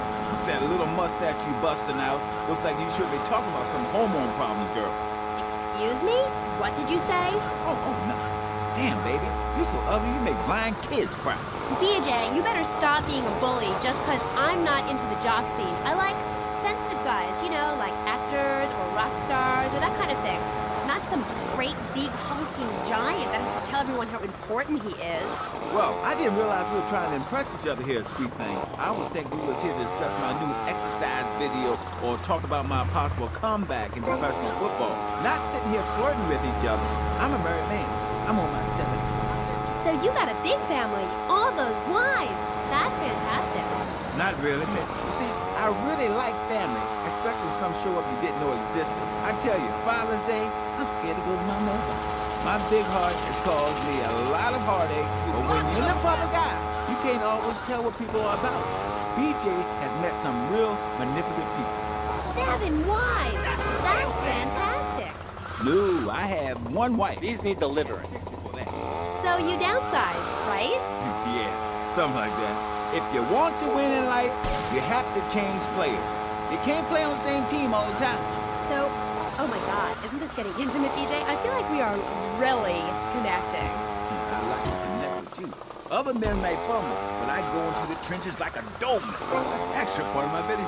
What are you talking about? Well, as you know, running the ball is like making romance. And one day when I was going for a touchdown, if you know what I'm saying, I had a great idea. You see all these fitness videos on television? It's always that idiot fool in leotards prancing about, giving it the skinny thing. And I say, what is this? I mean, what in the world is this? These people ain't fit. They ain't got a clue. When you're fit, you know it. If you come into the locker room, you know I was fit for football. Able to wrestle and pounce and burst somebody for an hour straight. That's what people need. If someone comes to jack your ride, are you gonna bust the aerobic move? Hell no. But when you know how to grab another man by the face snatch and twist him around and so he tears ligaments in his back and never play again, I mean, that's some real useful everyday stuff. And I should know. I ain't been there. You know, I just don't want to talk about football anymore. Well, take dating or washing the car. What good is a leotard when you're washing the car? Or put a man in a helmet in a cup, and he can wash the car and ding me. That's fighting fit for football. It really very simple program. The best way to get your body fit is to have total disregard for your body. Every now and then you wake up and come out of concussion and say, damn, I look good. BJ, you talk funny. We'll be back on K-Chat right after these messages. Are you tired of your couches getting ruined? Oh, Grandpa, I made twinkles again. If you've got old people cluttering up your home, why not send them to Musty Pines? We'll help bring back dignity, and we promise it will be the best 3 months of their lives. They'll enjoy bingo, complaining, mumbling incoherently, skinny dipping, and organ donation. And Mister, deliver these pronto. Vamos, amigo. Musty Pines is located at a luxurious location overlooking Vice City's state-of-the-art sanitation facilities. You can still visit your old people, but now you have the comfort of knowing you don't have to. After they pass on to something better, guaranteed in 3 months or less, you can start enjoying their money. Finally, you can have quality family time again. Musty Pines. Now, you don't have to say goodbye. Drive-through service also available. He was just the boy next door. Hi, well, hello there, Danny. I didn't know it was hockey season. Hey, can I borrow a knife? A deadly curse, a deranged killer, a small town in tears. Knife After Dark, rated R for retarded.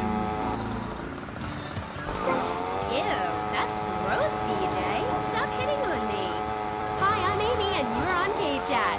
So, what do you need to do for BJ's fit for football? Well, Ansel, anybody can do it. What you need is a real expensive gym, a team of trainers, medical practitioners, dietitians, a big crowd, and an opponent who wants you dead. Dead in the dirt.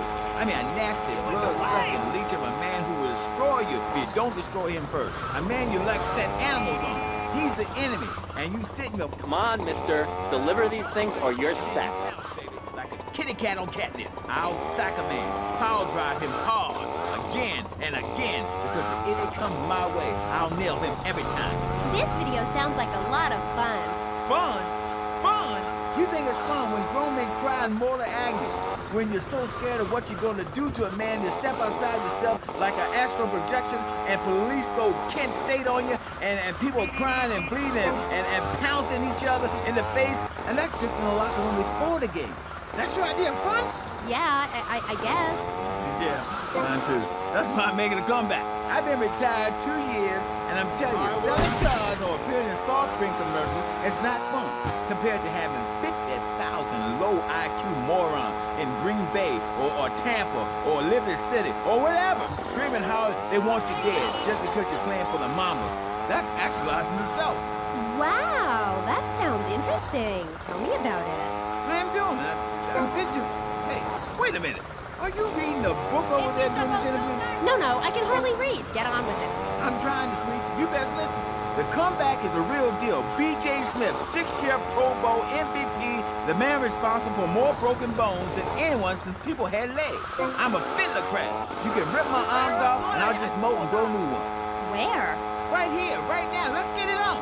Of course. I mean, when? Soon, baby. Real soon. But, and don't call it a comeback. Like the song said, I'll whoop your ass. And this time, I'm doing it my way. Ignorant fools gave me nothing to work with. The owners, I mean. What owners are you talking about? owners of the team. They gave me nothing. They're the reason my marriage failed. I worked my ass off all those years sweating blood and puking my soul out, and they treat me like a tractor. Roll me around. Come on, you lazy bastard. Deliver this crap on time. That's just like Jade. Who's Jade? My friend. She's a cop. She got sacked for wearing makeup and an I Hate Life t-shirt to work and never saw a penny. She like, football stuff? She teaches kindergarten.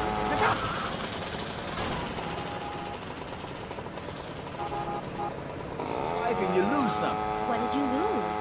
Hope, Dixon, something. It's brutal out there.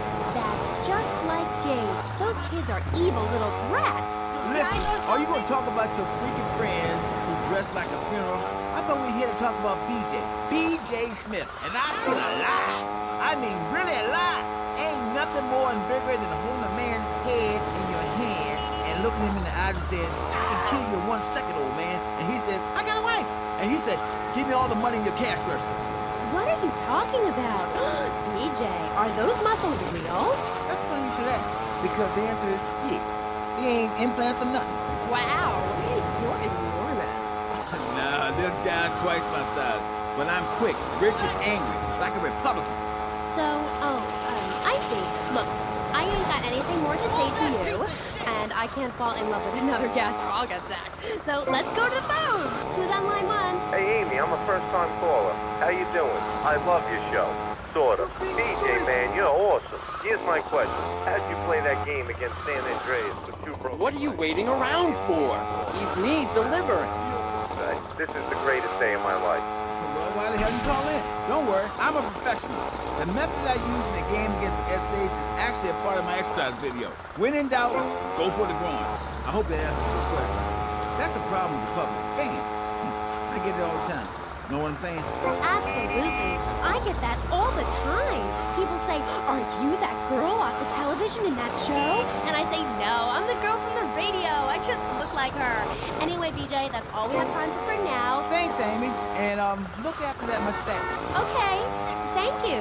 I'll be back on K-Chat after these messages from our sponsors. Don't go away. Are you tired of Dad? Dang, no one wants to hear your stupid Vietnam story. Are you tired of Mom? Hi, Angel. Do you want to read a book or go outside?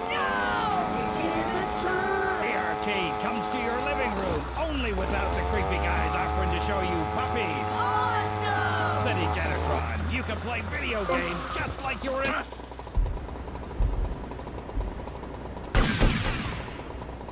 Exciting games, including Defender of the Faith, where you save the green dots with your fantastic flying red square. Cool! Monkey's Paradise, where you swing from green dot to green dot with your red square monkey. That's red! And Penetrator, where you smash... I know you didn't want to be a pizza boy. Well, I don't give a damn. The Degenitron brings arcade realism to your living room. It can even take quarters, and a strange, sweaty man comes by to empty the machine on Fridays. Degenitron, fighting the evil of boredom. I'll never go to school again! Degenitron! Do you have dry mouth? I sure do! It protects your teeth, fights infection, and lubricates your food. But what happens when you run out of saliva? Oh, I can't talk! Oye, mi carro! Ay, mi carro! Salivex is more than saliva in a can. Salivex improves consumption efficiency by 50%. No more halfway cures like coating your throat with cooking oil to have that extra piece of cake or bowl of kitty litter. After a night out, my tongue tasted like carpet. It was embarrassing. Now with Salivex, I can eat a whole box of crackers or lick my life partner's Stamp collection. oh, night. It's like having a salivation army in my mouth. Now I can suck a Lollipop. for as long as I want. Salivex tastes like your own saliva. That's because at Salivex's state-of-the-art production facilities, we use salivation philanthropists who make Salivex all day. Salivex, when it comes to personal dryness upstairs, we're deadly serious. Welcome back to K-Chat. My next guest is... Hey, come on, mister. Deliver these quick. He appears as the rich father of a family of misfits. But more recently, he's working on the controversial theater piece, In the Future, There Will Be Robots. Claude Naginot. Welcome to the show. Thanks, Amy. However, you have mispronounced my name. It's Madge, which rhymes with badge, as in duh, and no as in more than you. Maginot. Anyway, thank you for having me on the show. It's always a pleasure to discuss my art. Yes, you're so funny. Now, Claude, you're an interesting man, if you don't mind me saying so myself. Because on the one hand, you're on the funniest show in the whole wide world, just the five of us, and on the other, you do those weird theater dance shows which aren't funny. Yes, thank you, technical school dropout. I'm sure sitting here talking all day is terribly difficult. Juilliard is not. In the future There Will Be Robots is not a funny piece. It deals with the most important issues in the world today. Love, pain, suffering, skin-tight pants, and well-stretched groin muscles. But see, music has no name, Amy. It's about depth and texture and sense of community that emerges from the struggle going on within all of us. Between man and machine. Between the angel and the beast. It's as if Petrushka and Leonard Bernstein were in a ferocious dance competition with switchblades. That is passion, my dear. Okay, so it's a bit like just the five of us. What a show! I love Jimmy. He's so cute, even though he looks so young. I'd rather not talk about my complications working with him. I'm a performer. I express myself any way I can, while I'd never attempt to describe just the five of us as anything other than worshipless pap. These need delivering, pal. It's art. It's like stealing a boombox to do live interpretive dance. If I bring joy to people's hearts doing an interpretation of a tree in the park, who is harmed? There is a value I derive from art, as a man, as a creator, and that is this. Never overestimate the dreadfulness of the mass market, the degrading excess of the culture, or the horrors that we all have within it. Great, yeah. Me too. But as Mr. Chesterfield, you're so funny. What did he say? Not in my house. That gets me every time, especially after the drunken tramp you adopted has wet himself. Oh, say it for me, please. As they say in France, matrice. Not in my house. Please, I came on your fine show to discuss art, not people that pour themselves out on the altar of commercial success, dancing like a puppet alongside a genetic freak, although I do that too. Okay, Rudy. So what do you want to talk about? Oh, I don't know. My performance at the Hollywood Bowl, perhaps. There are some that attend the concert inside. I am the concert outside.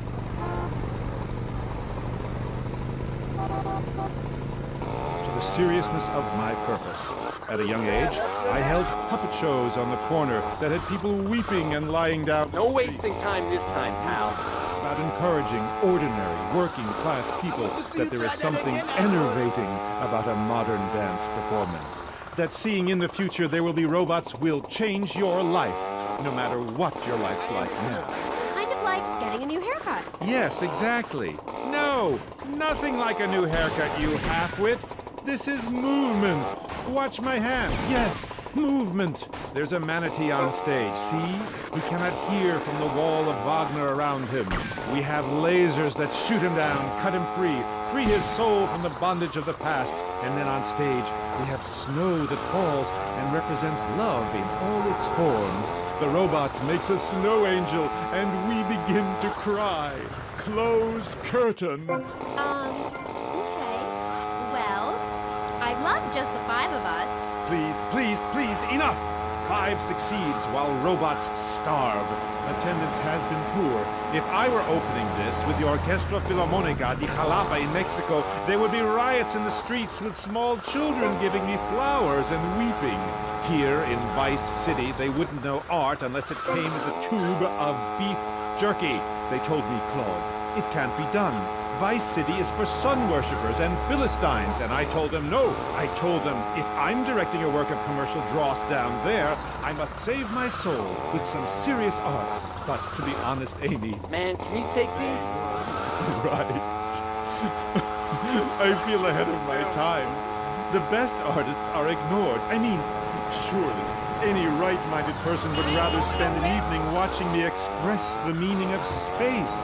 as I move delicately across the stage, in the dance of desire and denigration, than flopping around in a disco or a nightclub or sucking the electric teat of television. I know I would. God! I mean, what is wrong with you people? God, my hair. What? My hair is all wrong. It clashes with my dress. Zeus! Cicero! Shakespeare! Flaubert! Someone! Please save me from this hellhole! My dear, you are so ignorant. I'm trying to save you, to save everyone. You don't see the art around you. Are you in search of Auld Lang Synes, singing Madama Butterfly on a windowsill, or relegating yourself to a cricket in Huckleberry Finn? I'm a movement that conquers love, while you complain about your dress. Know you not how important my mission be? Right. Cool. Okay, Mr. Chesterfield. I mean, Mr. Maginot. You gotta hang in there. You're on K-Chat.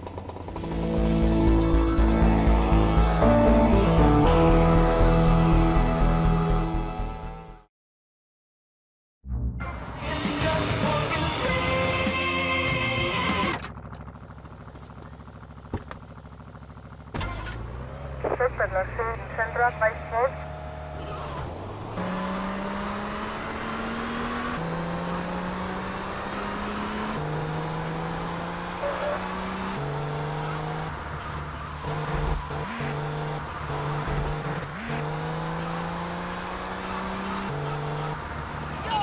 Get out the way!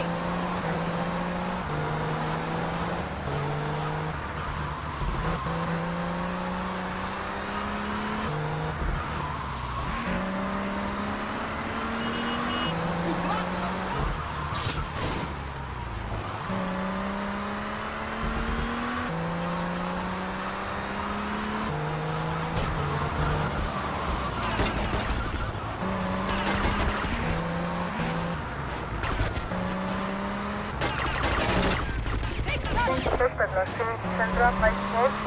There is a 10-17 Central by Sports.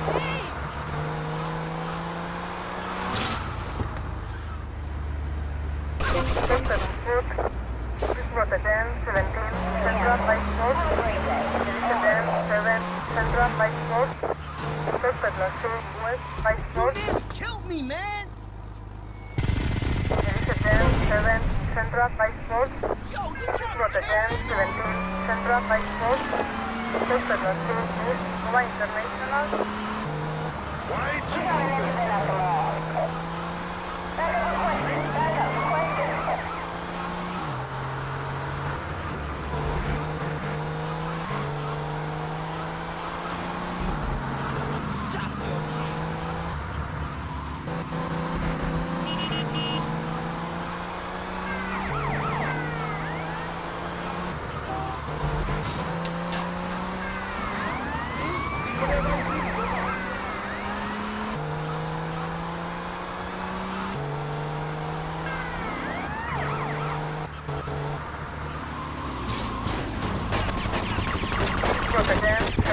Central Nova International. This was a 10-17 Central Nova International. South Nova International. There is a 10-7 Central Nova International.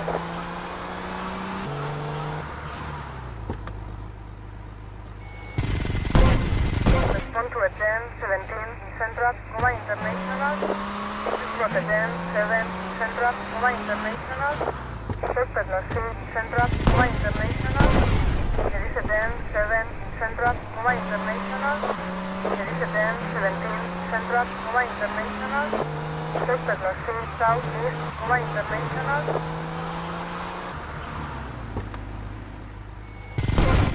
This was a 10-17 East Nova International. This was a 10-7 East Nova International. Suspect Southwest de La Habana.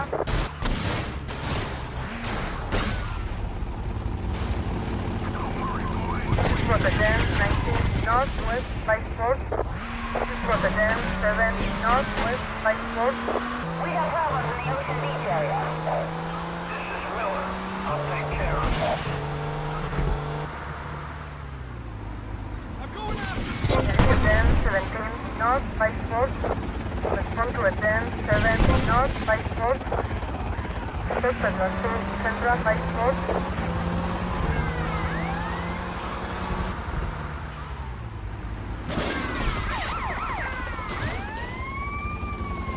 Rotterdam 7, Central by Sport. Respond to attend 19, Central by Sport. Pedro Sur.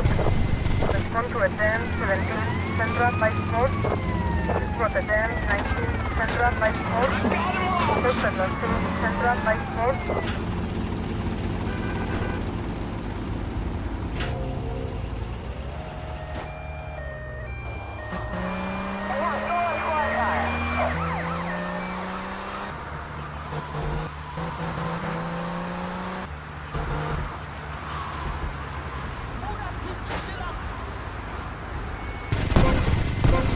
Respond to attend 17, Central by Sport.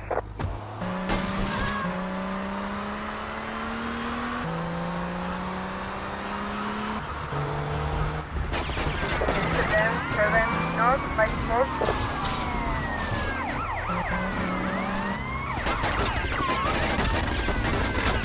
Attend 17, South East de La Habana. Pedro Sur, East de La Habana. Pedro Sur. Respond to attend 19 South East de La Habana. Respond to attend 7 South East de La Habana. Rotterdam 51 South East de La Habana. Respond to attend 24 South East de La Habana.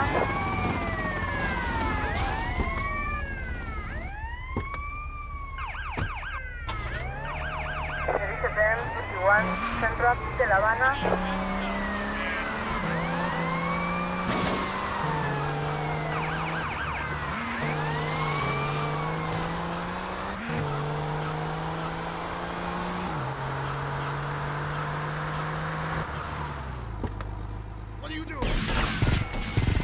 Respond to attend 17 Central Turkish Island. Respond to attend 7 Central Turkish Island. Pedro Sur, North East by Sport. Service attend 28 Central Turkish Island. Service attend 57 Central Turkish Island. Service attend 54 Central Turkish Island.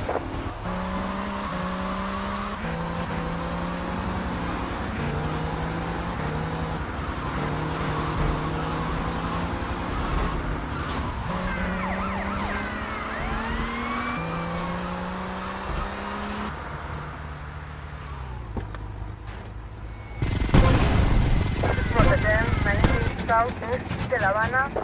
Service attend 17 South East de La Habana.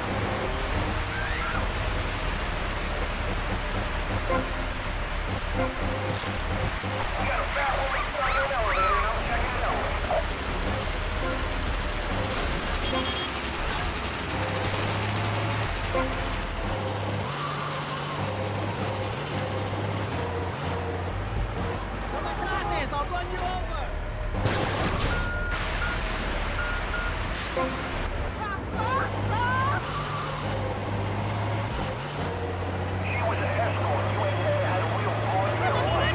She was my girlfriend, pal. I didn't have to pay for that.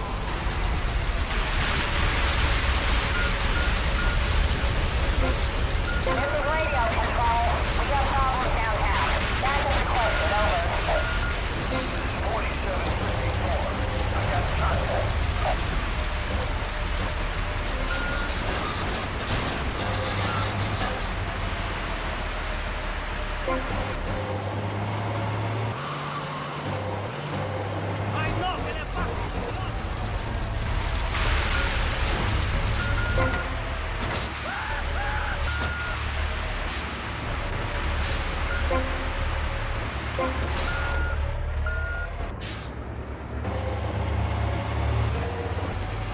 Get out of my way!